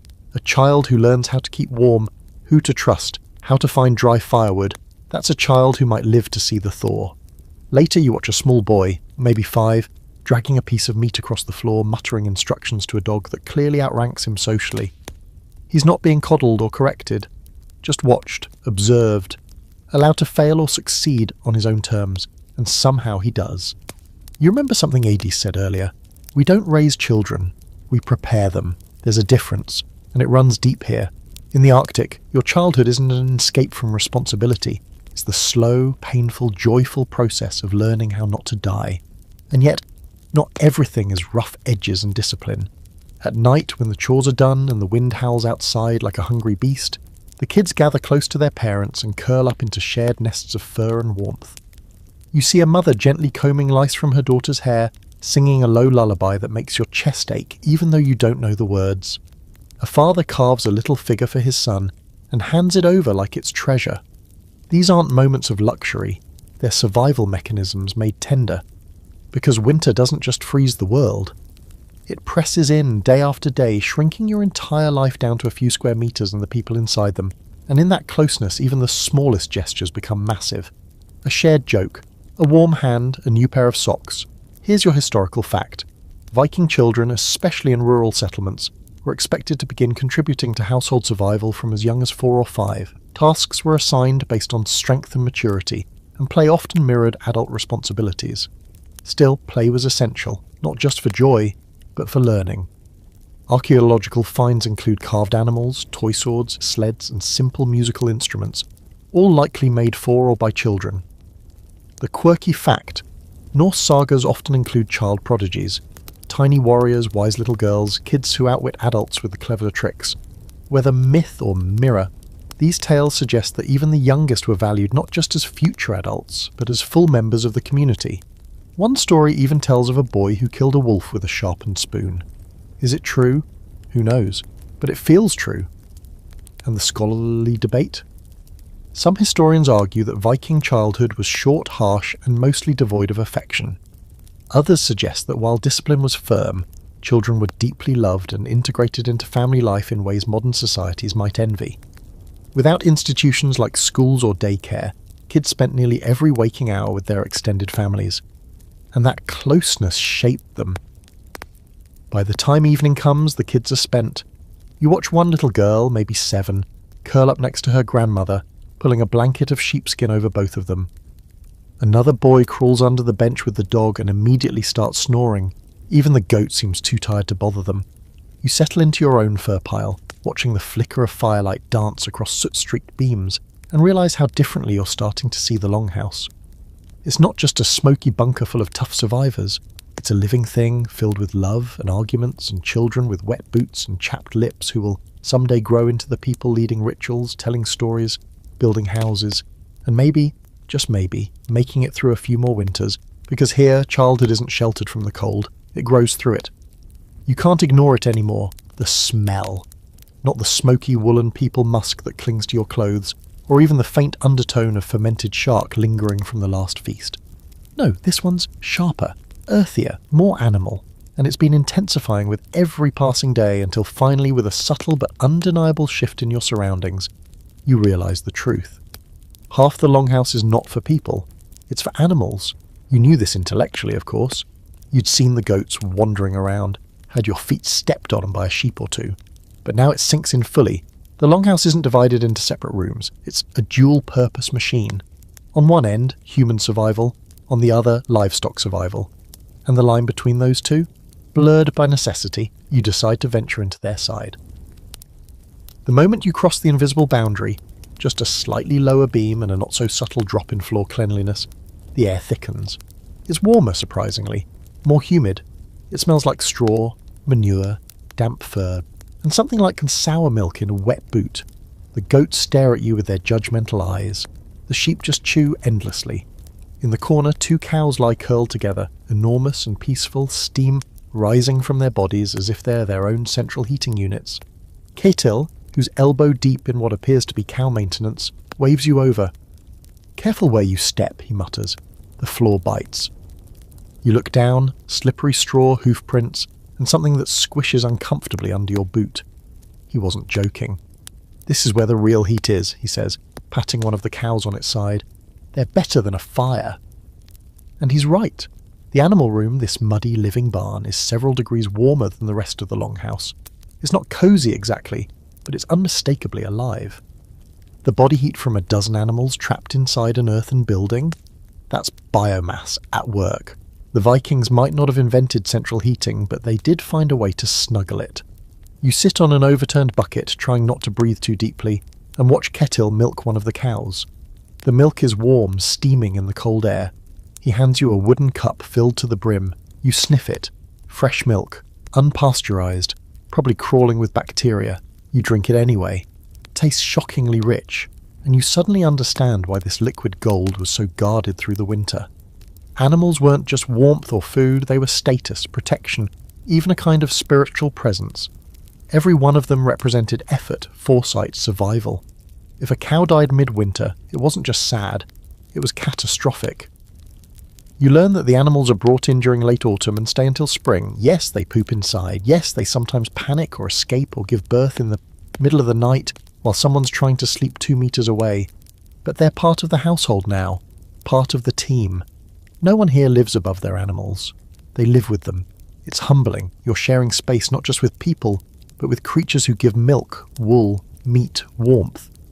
You watch a girl gently brushing ice out of a goat's fur, humming about under her breath. A boy carefully replaces straw under a limping sheep. There's no disdain here. No us and them. Only warmth and the things that produce it. Back on the human side of the house, Adis explains how careful they are about placement. Cows near the middle wall, goats at the edge, chickens. We keep in cages, they peck. You laugh. She doesn't. They peck, she repeats, dead serious. You help scoop straw later, clear out waste, and adds a new layer of dried moss along the floor to keep the worst smells in check. It's not glamorous, but it's oddly satisfying.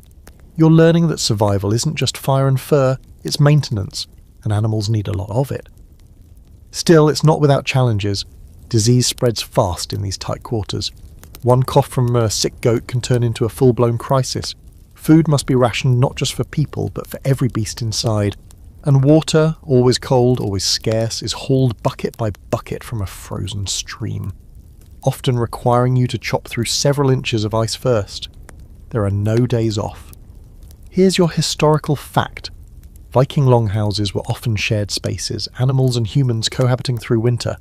The layout varied, but many houses had animals occupying 1/3 of the structure, usually at the lower end for better drainage. Archaeological evidence from Norse farms in Iceland and Greenland shows clearly partitioned yet connected spaces for livestock, essential for maintaining warmth and food supplies during months when going outside was dangerous. Now for the quirky detail. In some Icelandic households, people slept above the livestock area on elevated platforms or lofts, not for safety, though that was a bonus, but for warmth. Rising heat from the cows below made the sleeping platforms the warmest spots in the entire building. You might call it the original heated floors, just with more mooing. And the scholarly debate? Some argue that cohabitation was a clever solution to cold and scarcity. Others think it was a desperation tactic, the last resort of those with too few resources to build separate barns. but modern reconstructions suggest it was a conscious design choice, a kind of ecological heating system with built-in breakfast. That night, as you settle into your now familiar sleeping furs, you find yourself closer to the wall than usual, closer to the livestock.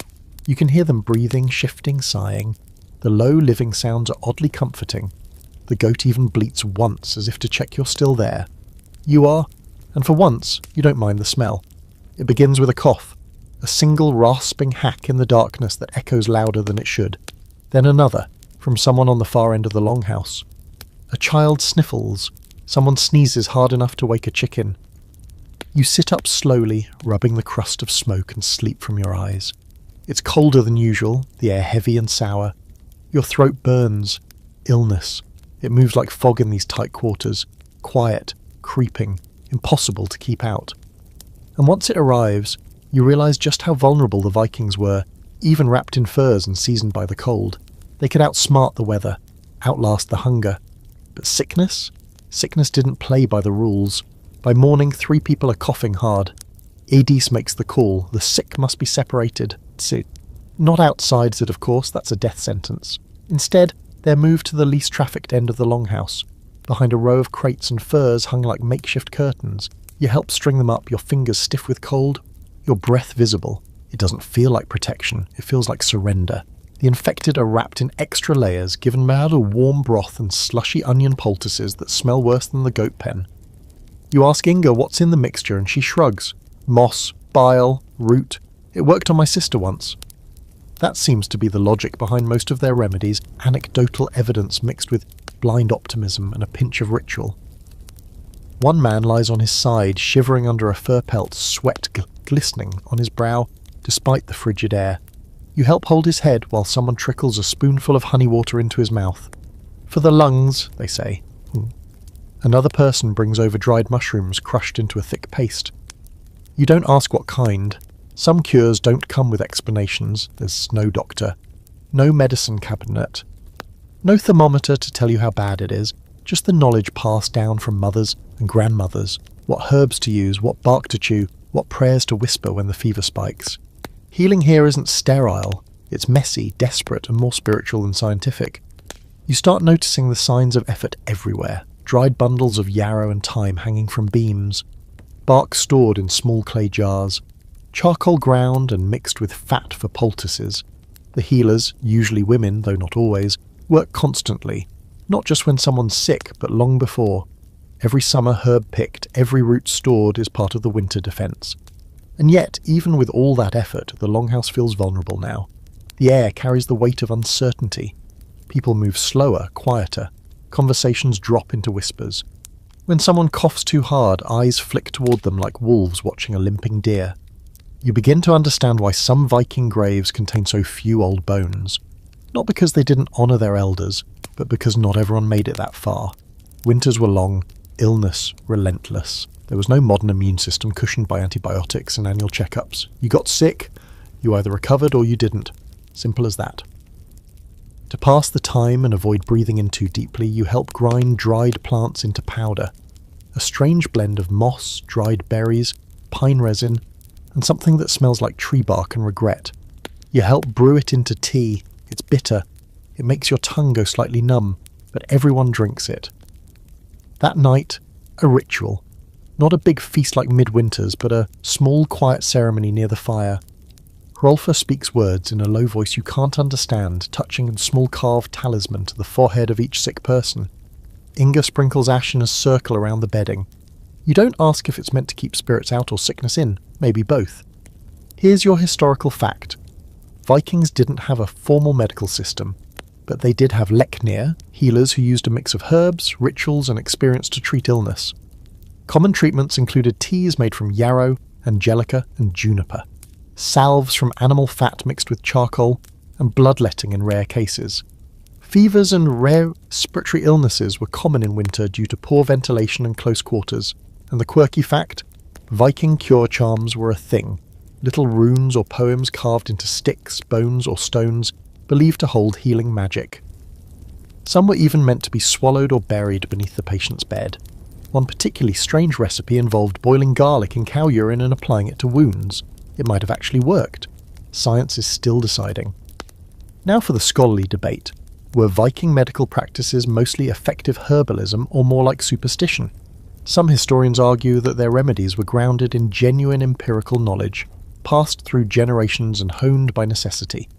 Others say it was mostly symbolic, a way to comfort the sick when hope was slim. The truth probably lies in the overlap. By morning, one of the children is better. She's still coughing, but her eyes are brighter, and she asks for broth. Hope flickers in the longhouse like the fire, small but warm. But another man, the one with the shaking hands and fevered breath, worsens. You hold his cup, you wipe his brow, you learn what care really looks like when all you have is a cloth and your own 2 hands. You lie awake that night, listening to the coughs across the room, the steady breathing of animals, the endless howl of the wind pressing against the walls like it's looking for a way in. And you realise you're not afraid of the cold anymore. You're afraid of what happens when the warmth runs out. The first thing you notice is the quiet. Not the usual hush of a snow-covered world, but something deeper, more total. You step outside the longhouse early, so early in fact that time seems to fold in on itself. The cold is sharp enough to bite the inside of your nose, but your ears are what really catch your attention. They're straining, trying to find something, anything beyond your own heartbeat, and the faint crunch of snow beneath your boots. There's nothing. No wind, no birds, no distant rustle of trees. The world has gone mute, and in that silence you hear it. The hum. It's not loud, it doesn't announce itself. It's the kind of sound that makes you question whether you're actually hearing it or just imagining something to fill the void. But it's there, low, distant, almost like a throat singing in reverse, a deep vibration that seems to come from the ground itself. You pause, hold your breath, it's still there. Catil appears beside you, stomping the snow from his boots, and you ask him, half joking, if the earth is singing. He doesn't laugh. That's the ice, he says, serious, talking to itself. You've heard about this. Ice can moan, creak, even roar as it shifts. Snow can settle with a sound like breath. Frozen rivers groan under their own weight. But this is something stranger, like the land is whispering in its sleep. As you listen, you realise that Arctic silence isn't truly silent. It just operates on a different frequency. The kind that slips under your skin without asking permission. You start paying more attention to the sounds of this frozen world. The way snow squeaks under pressure, high-pitched and brittle, the soft flutter of owl wings overhead in the brief moments of twilight. The sudden sharp crack of distant ice splitting, loud enough to make your heart jolt but too far to see. Back inside, the longhouse has its own soundtrack. The fire pit pops and hisses. People murmur, cough, snore. Wood creaks, wool rustles. It's not loud, but it's alive. A living, breathing soundscape of survival. You begin to hear the rhythm in it, the beat of the cold months.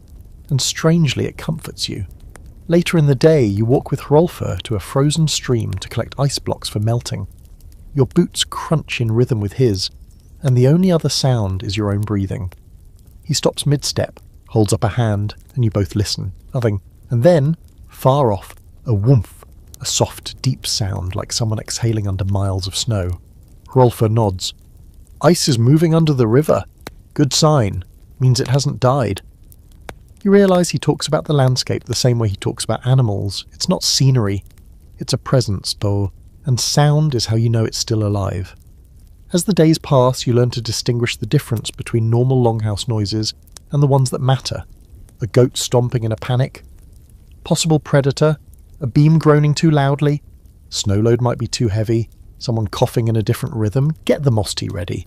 In this world, silence is suspicious. Sound is signal.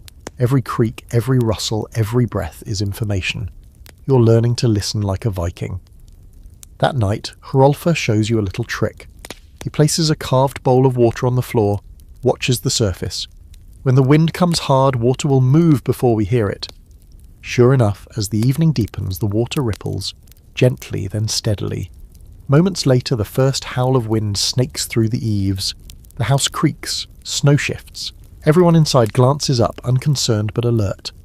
The longhouse has heard this before. Here's your historical fact. In winter-bound Norse settlements, especially in Iceland and Greenland, silence wasn't just a backdrop, it was a tool. Sound, or the absence of it, gave critical clues about weather changes, animal behaviour or structural issues in buildings. Experienced farmers and hunters learned to predict danger by listening, often before seeing any evidence. Now for your quirky twist. Norse oral tradition includes references to snow voices, not literal voices, but metaphors for the way snowpack speaks to those who know how to hear it. Some skalds, poets, even included descriptions of the mood of ice in their verses.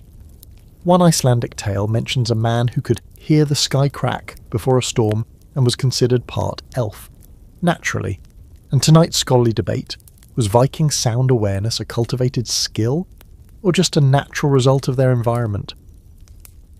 Some anthropologists believe it was a deeply ingrained cultural adaptation, a kind of sensory literacy that's nearly extinct in modern times. Others argue it's just what happens when you remove artificial noise. You hear again. The world speaks, and you finally have the quiet to notice.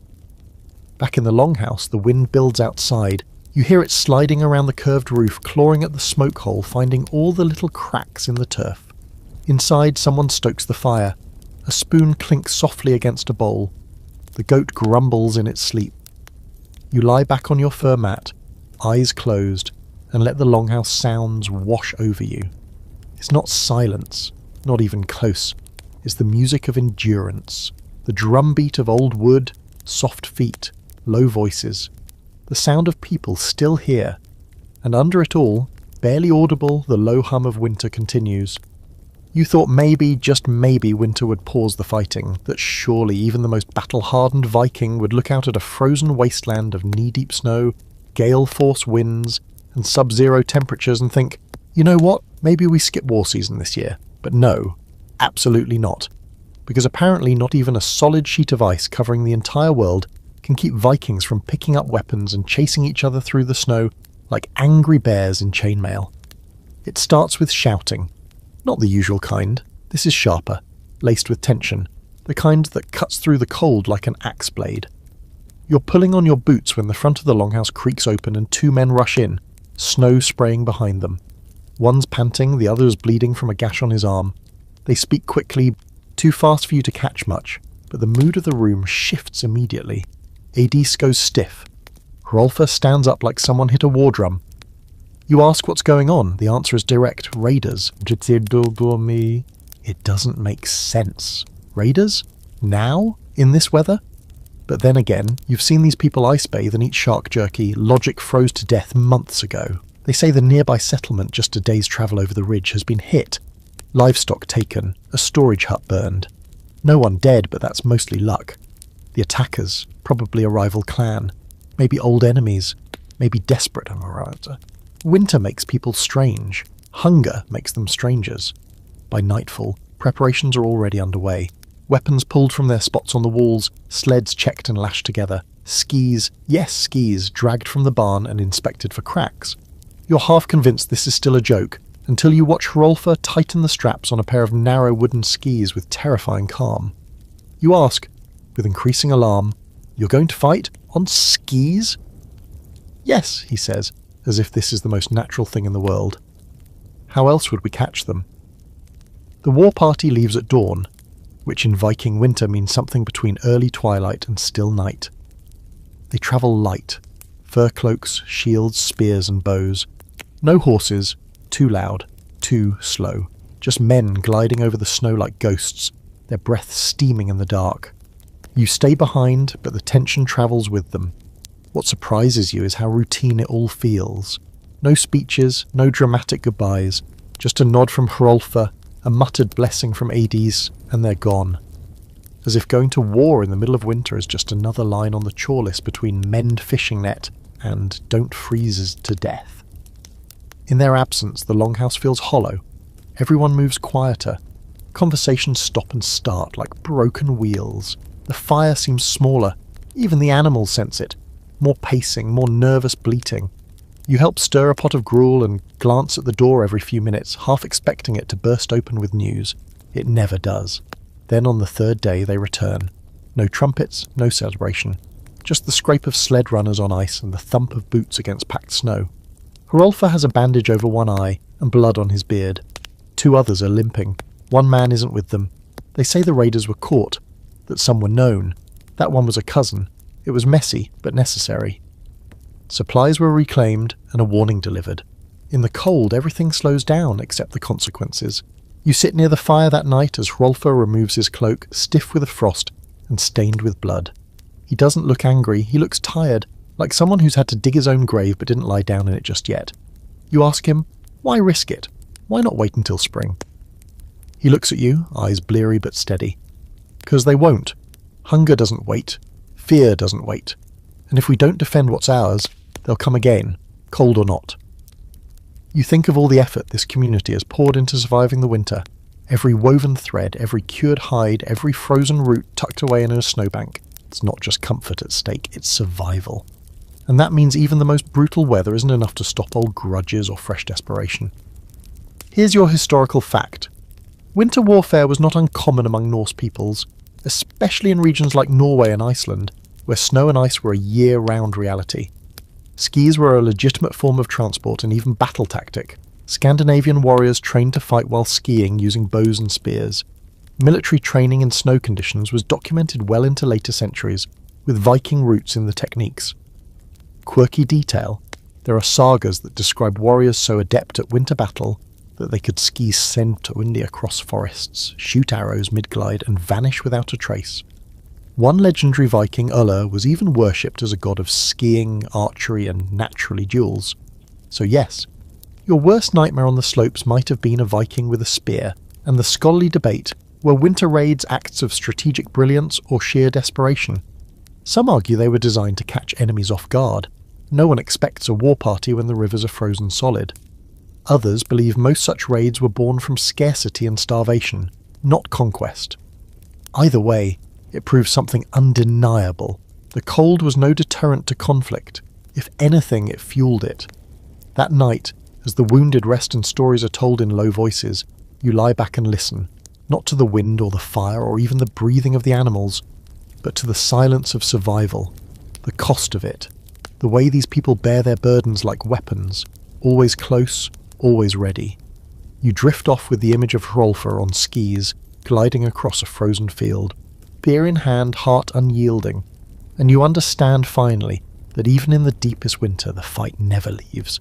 The snow is falling again, soft and thick this time, not like the dry, biting squalls you've gotten used to. This snow is different, slower, quieter, the kind that hushes the world and makes even the longhouse feel like it's breathing slower. You step outside for air and find the whole village blanketed in new white, roofs heavy with it, pathways gone, everything blurred into softness. And in the centre of this stillness, something is happening. A woman, Aslaug, the same one who gave you birch switches in the bathhouse, is standing just outside her doorway, drawing a strange symbol into the snow with the end of a stick. It's a spiral, or maybe a rune. She finishes, stands over it, then lightly blows across the surface like she's awakening something. When you ask what it is, she answers simply, protection, and then walks inside. You've noticed more of these little signs lately. Scratched into beams, etched onto bones, stitched into clothing. Some are runes, sure, but others seem more symbolic, more personal. You ask Inga about them as she mends a sleeve with red thread. She gestures to the pattern she's sewing. This keeps away sickness. My grandmother taught me, her grandmother before her. Then after a pause, it works. That's when you realise what's really going on, winter magic. Not tricks or illusions or wizardry with staffs, but real bone-deep ritual. The kind that lives in repetition, in gestures passed through generations, in the stubborn hope that drawing the same symbol, wearing the same talisman, also saying the same words might just bend fate a little in your favour. You're told that during the deepest months, when the days are a blur and the sun forgets to show up, the veil between worlds thins. That's when the old spirits come closest. Not just the gods, though they're part of it, but older things, local spirits, house wights, ancestral echoes, forces that don't have names anymore, only gestures. Aslaug invites you to help with one of the rituals, and honestly you don't say no, not just because you're curious, but because everyone else is taking it so seriously. If you're the only one not whispering to the walls, it starts to feel like you're the one out of sync. She leads you outside just before nightfall. The snow reflects what little light remains, giving everything a ghostly glow. She carries a bowl filled with ash and crushed herbs. You carry a torch. The flames sputter in the cold air, but it holds. She walks the perimeter of the longhouse, scattering ash in a line as she chants. Not loudly, but with firm rhythm. You can't make out the words. They're older than her. Older than language, maybe. Just shapes made of sound.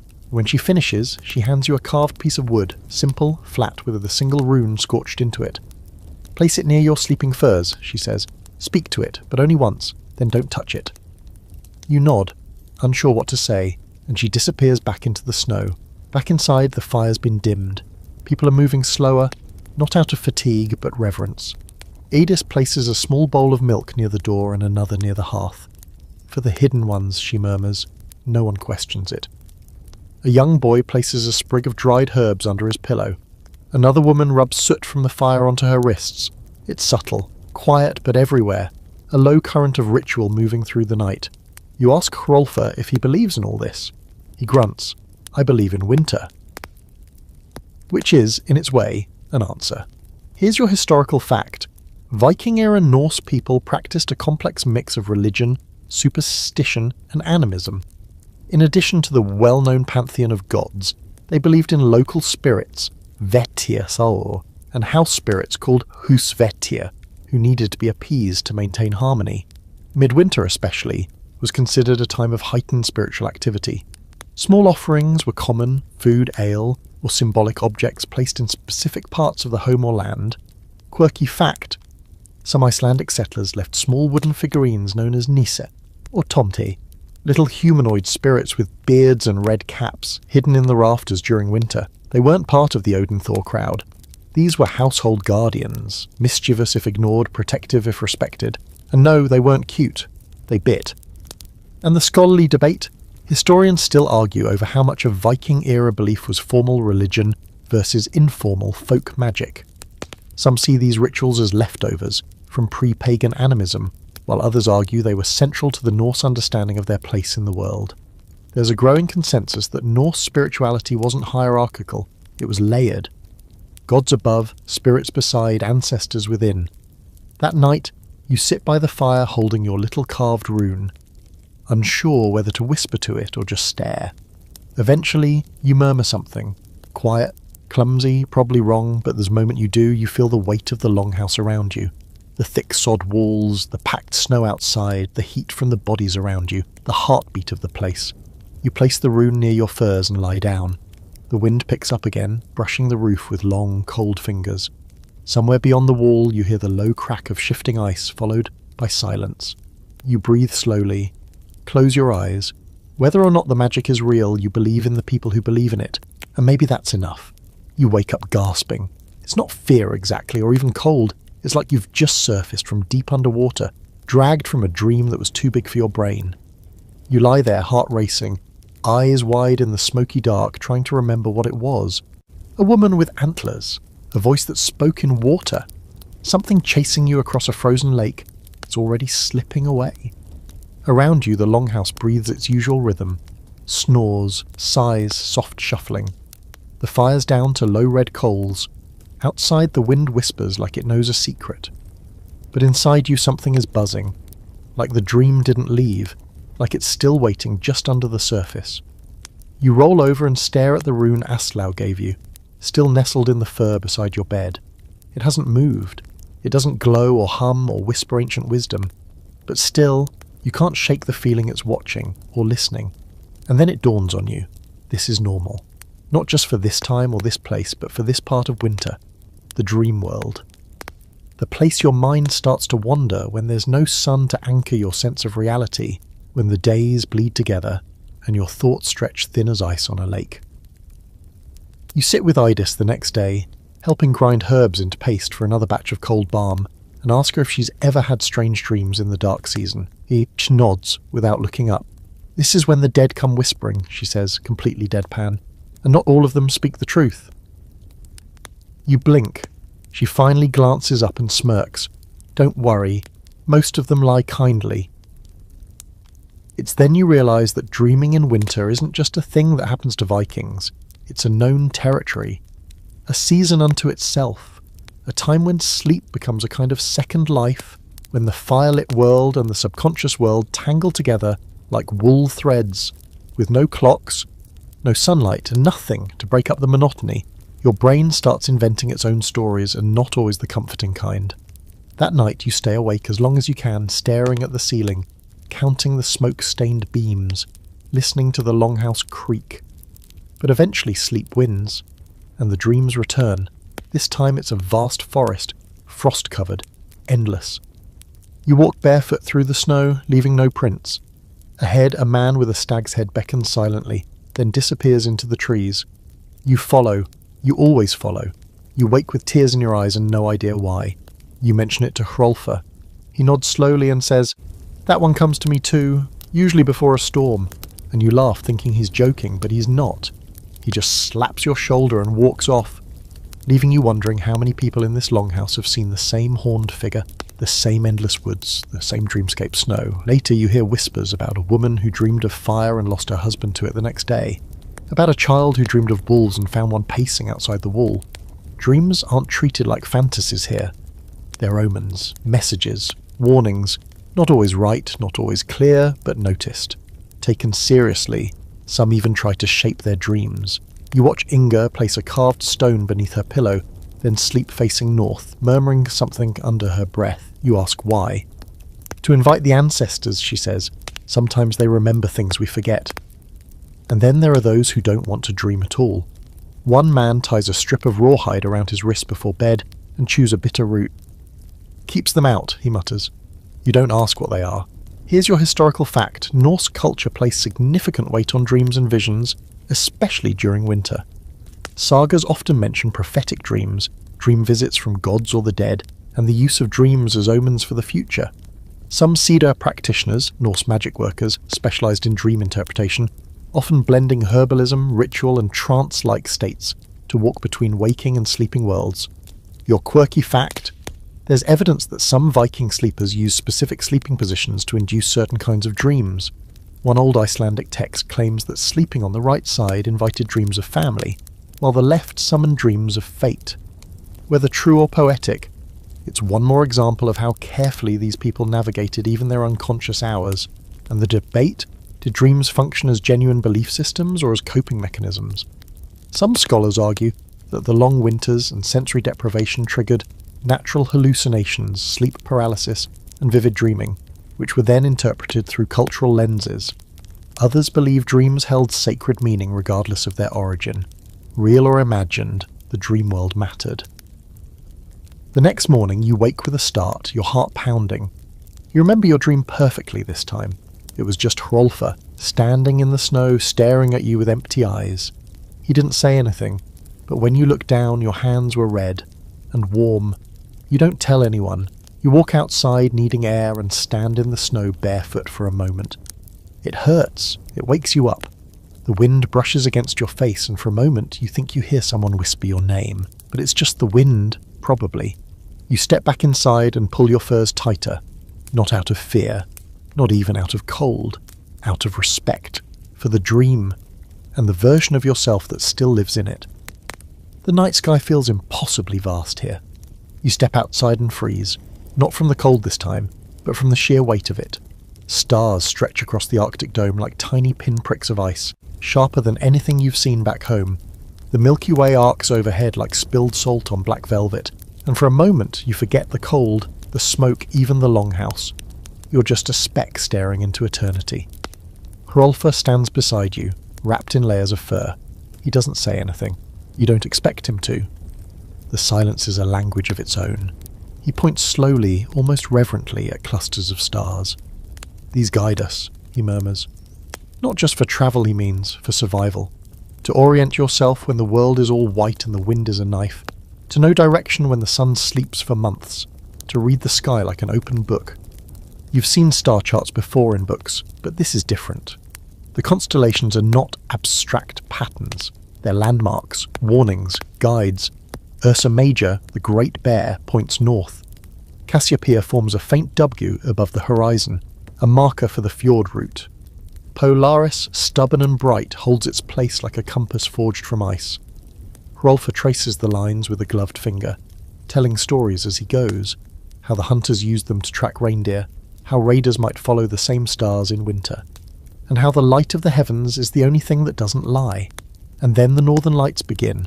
Subtle at first, a green shimmer along the horizon, then growing brighter, ribbons of colour dancing across the sky, like spirits moving in slow, deliberate arcs. The Vikings called it Aurora Borealis, but here, Hrolfr whispers a different kind of truth.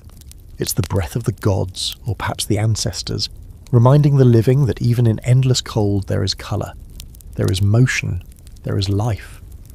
You feel hypnotised.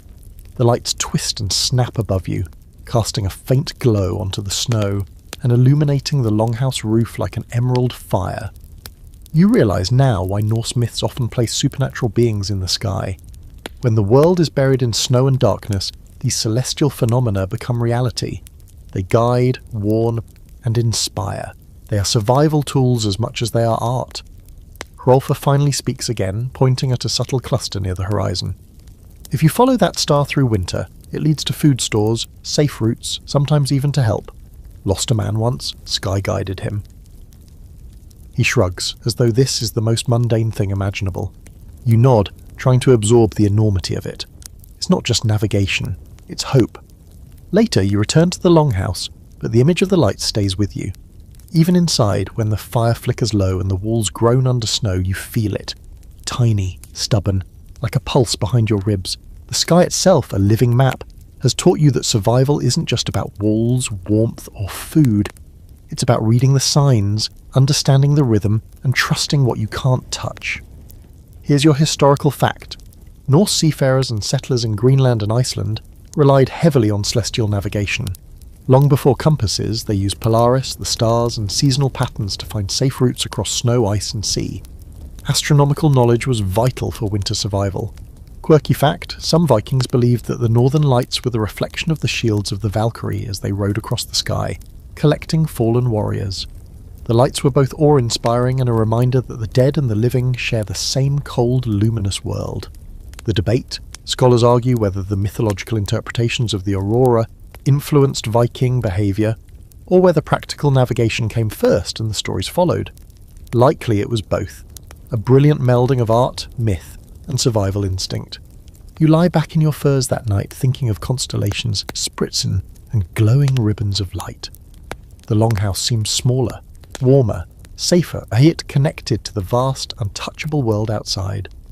The sky has taught you a lesson the fire cannot. Survival is not just heat, not just food. It's knowledge, observation, and a willingness to see signs when the night seems endless. The longhouse is quiet when you wake, but not dead. There's a soft murmur of activity, the scrape of boots on packed earth, the low clatter of wooden tools, the whisper of wool being stitched together. You stretch, still groggy, and realise something.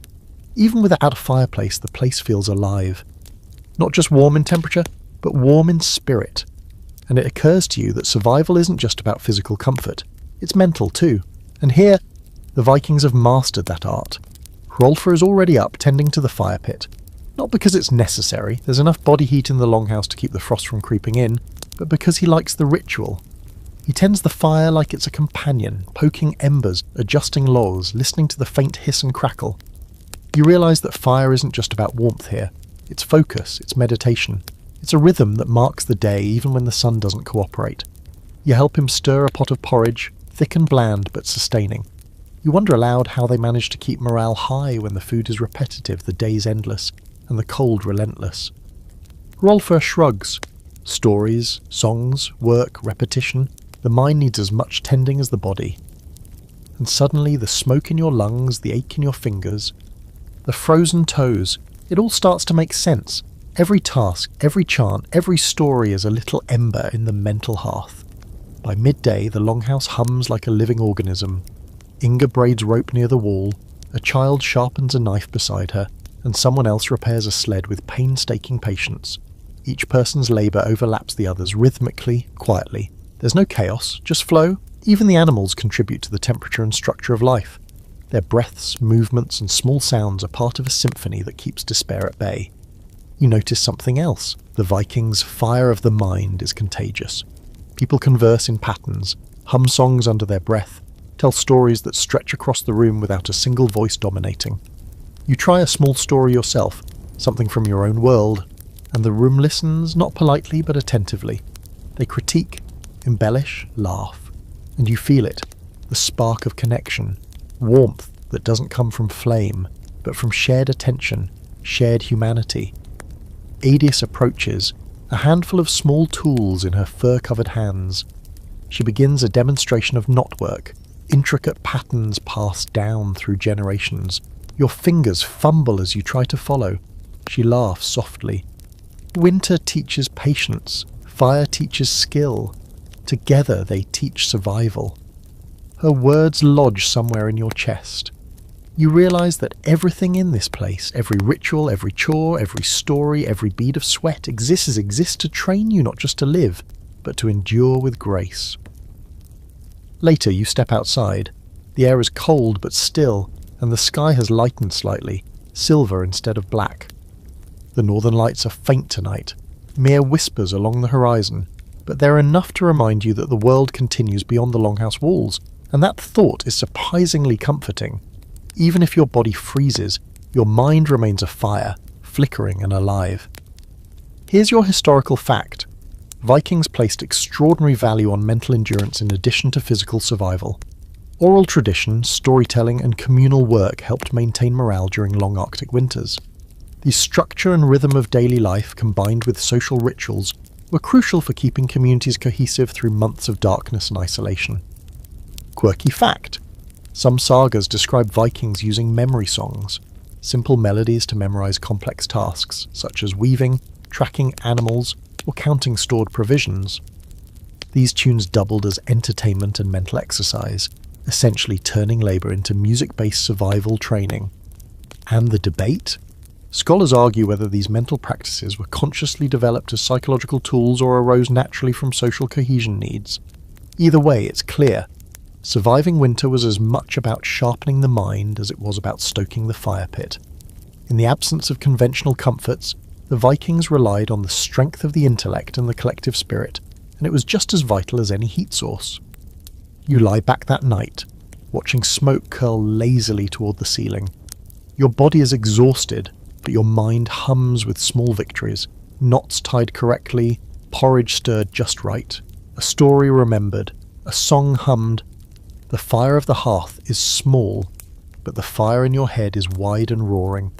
You finally understand this is what keeps the longhouse alive when the Arctic seeks to claim it. It's the fire of thought, ritual and shared existence, and it burns hotter than any log. Spring doesn't announce itself politely. There's no calendar, no songbird suddenly appearing, no sunlight stretching over the horizon like a hand lifting the lid off the world. Instead it creeps in quietly, reluctantly, almost apologetically. One morning you wake to find that the snow has softened in odd places, forming puddles beneath the longhouse eaves. The ice along the frozen river groans differently, a dull, shifting hum rather than its usual crack and moan. And the wind has changed. It carries hints of mud, of thawing grass, of water not yet sealed. You recognize it instantly. Change is here. Spring has arrived, slowly and with no fanfare. Inside the longhouse, people notice it too. Adie steps outside and lets her cloak fall from her shoulders, letting the first warmth brush her arms.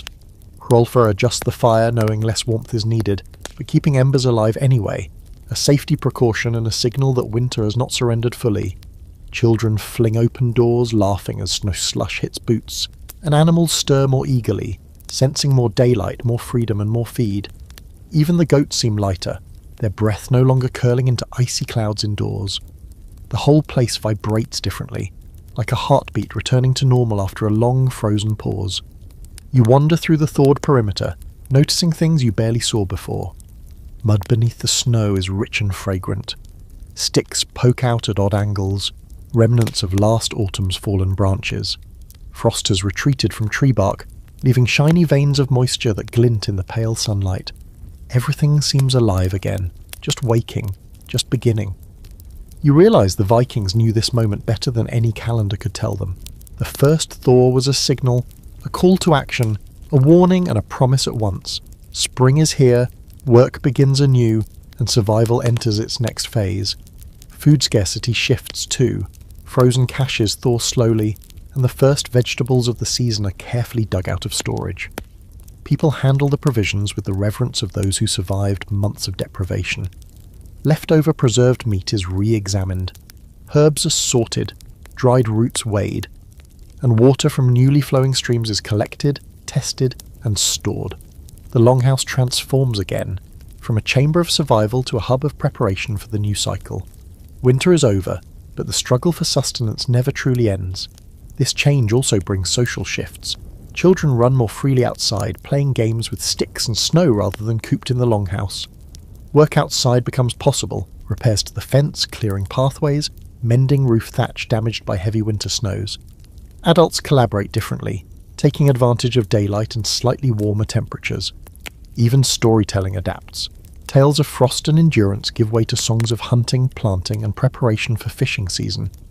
The community breathes collectively, rhythmically, as if the thaw itself has lifted a weight from their shoulders. Here's your historical fact. In Norse settlements, the transition from winter to spring marked a critical phase in survival. Communities shifted focus from indoor maintenance and preservation to outdoor work, including repairing homes, preparing fields for planting, and hunting migratory animals returning to the region. This seasonal adaptation was crucial to long-term survival in the Arctic.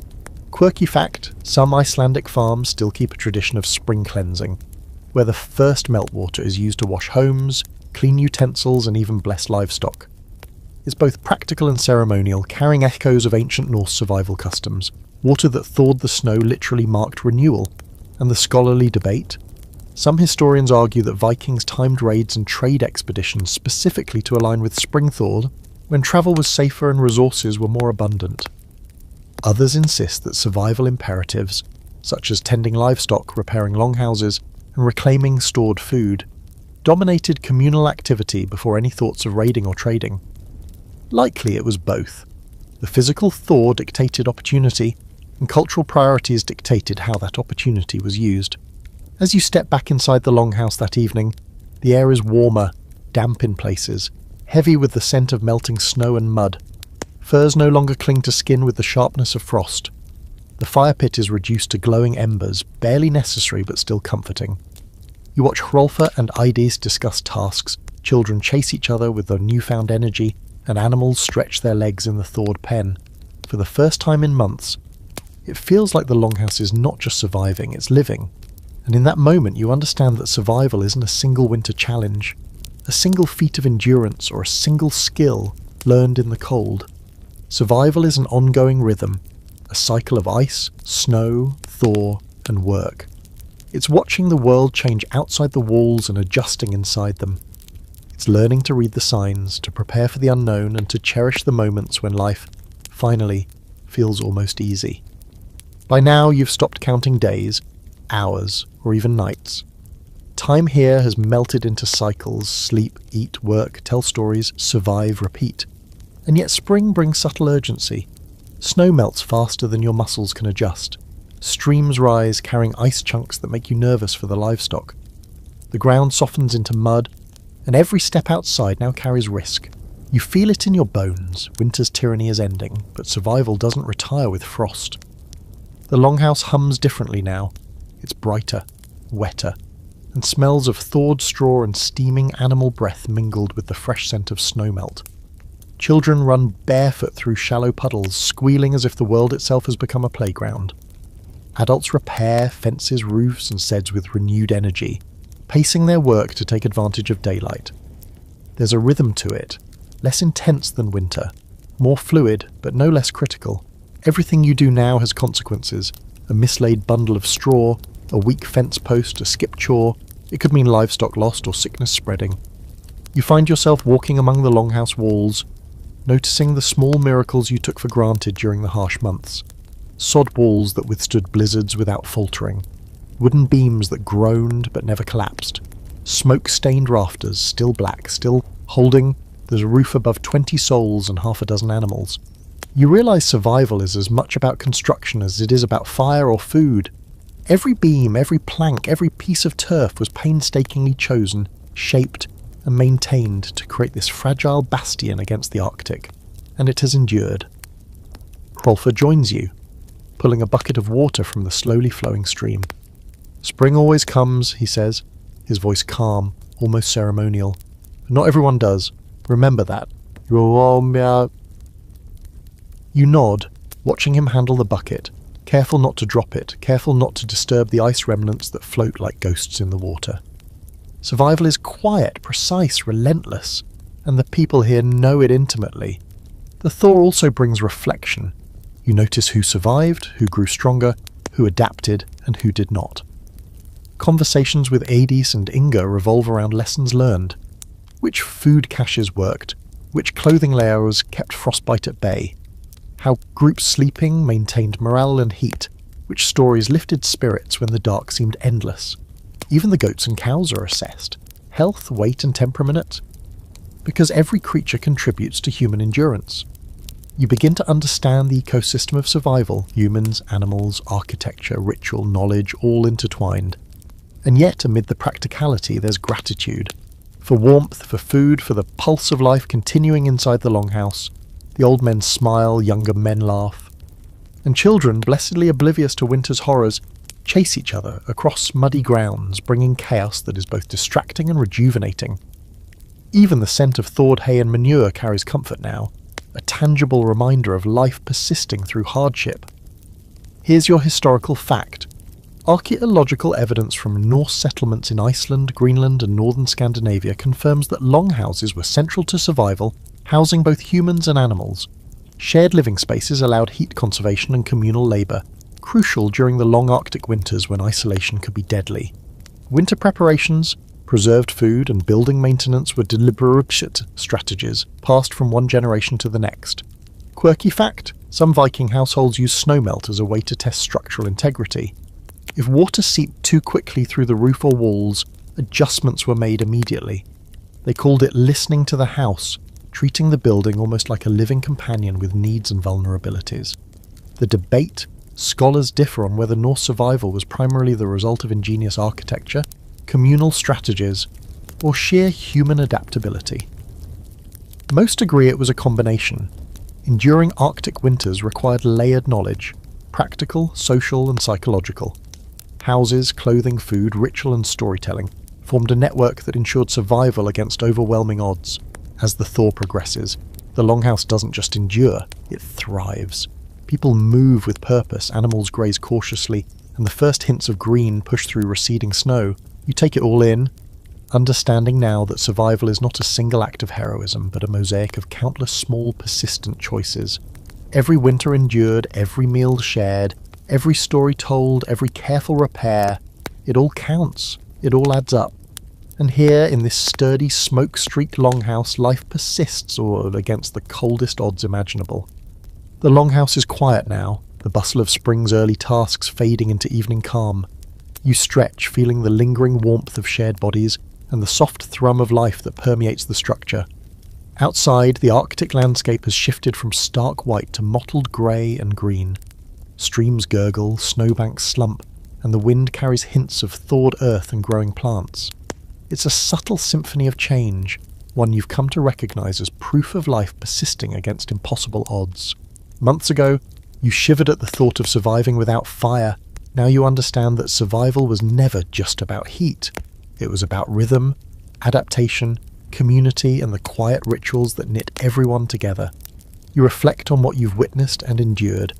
The smoke-filled longhouse where a single pit fire balanced cooking, warmth, and air. The careful layering of clothing, fur, and body heat. The meticulous storage of food that allowed life to continue through months of darkness. The stories, rituals, and games that maintained mental fortitude. And the extraordinary ingenuity of living in harmony with animals, the architecture, and the environment. Every detail was a testament to human resilience, creativity, and foresight.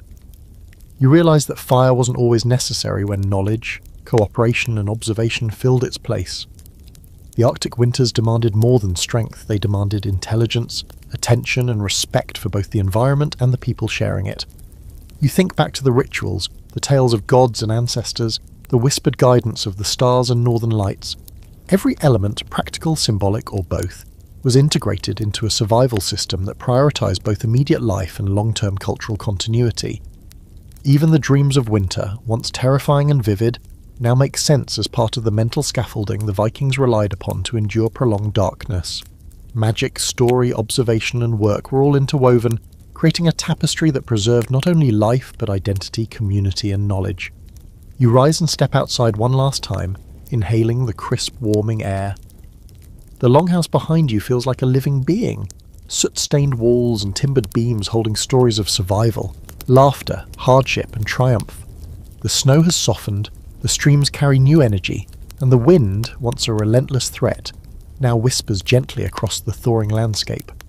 You understand that survival here was not a singular event but a constant engagement with the world. Careful observation, consistent labour, shared responsibility, and the quiet courage to face months of darkness and cold without complaint. As you lie back on your fur one final time, the longhouse hums with the gentle sounds of contented animals, children drifting to sleep and adults winding down their tasks. You feel the pulse of the building, of the community, of life itself, a rhythm that persisted despite the Arctic winter's harshness. The lessons of the cold months are clear. Survival is not merely about warmth or food, but about harmony, preparation and connection. You close your eyes, the lingering scent of fire, wool and thawing earth grounding you in this extraordinary experience. The sun dips low, casting long, forgiving shadows across the landscape, and you know that what you've witnessed, the ingenuity, resilience, and enduring spirit of the Vikings, will stay with you long after the Arctic winter has passed.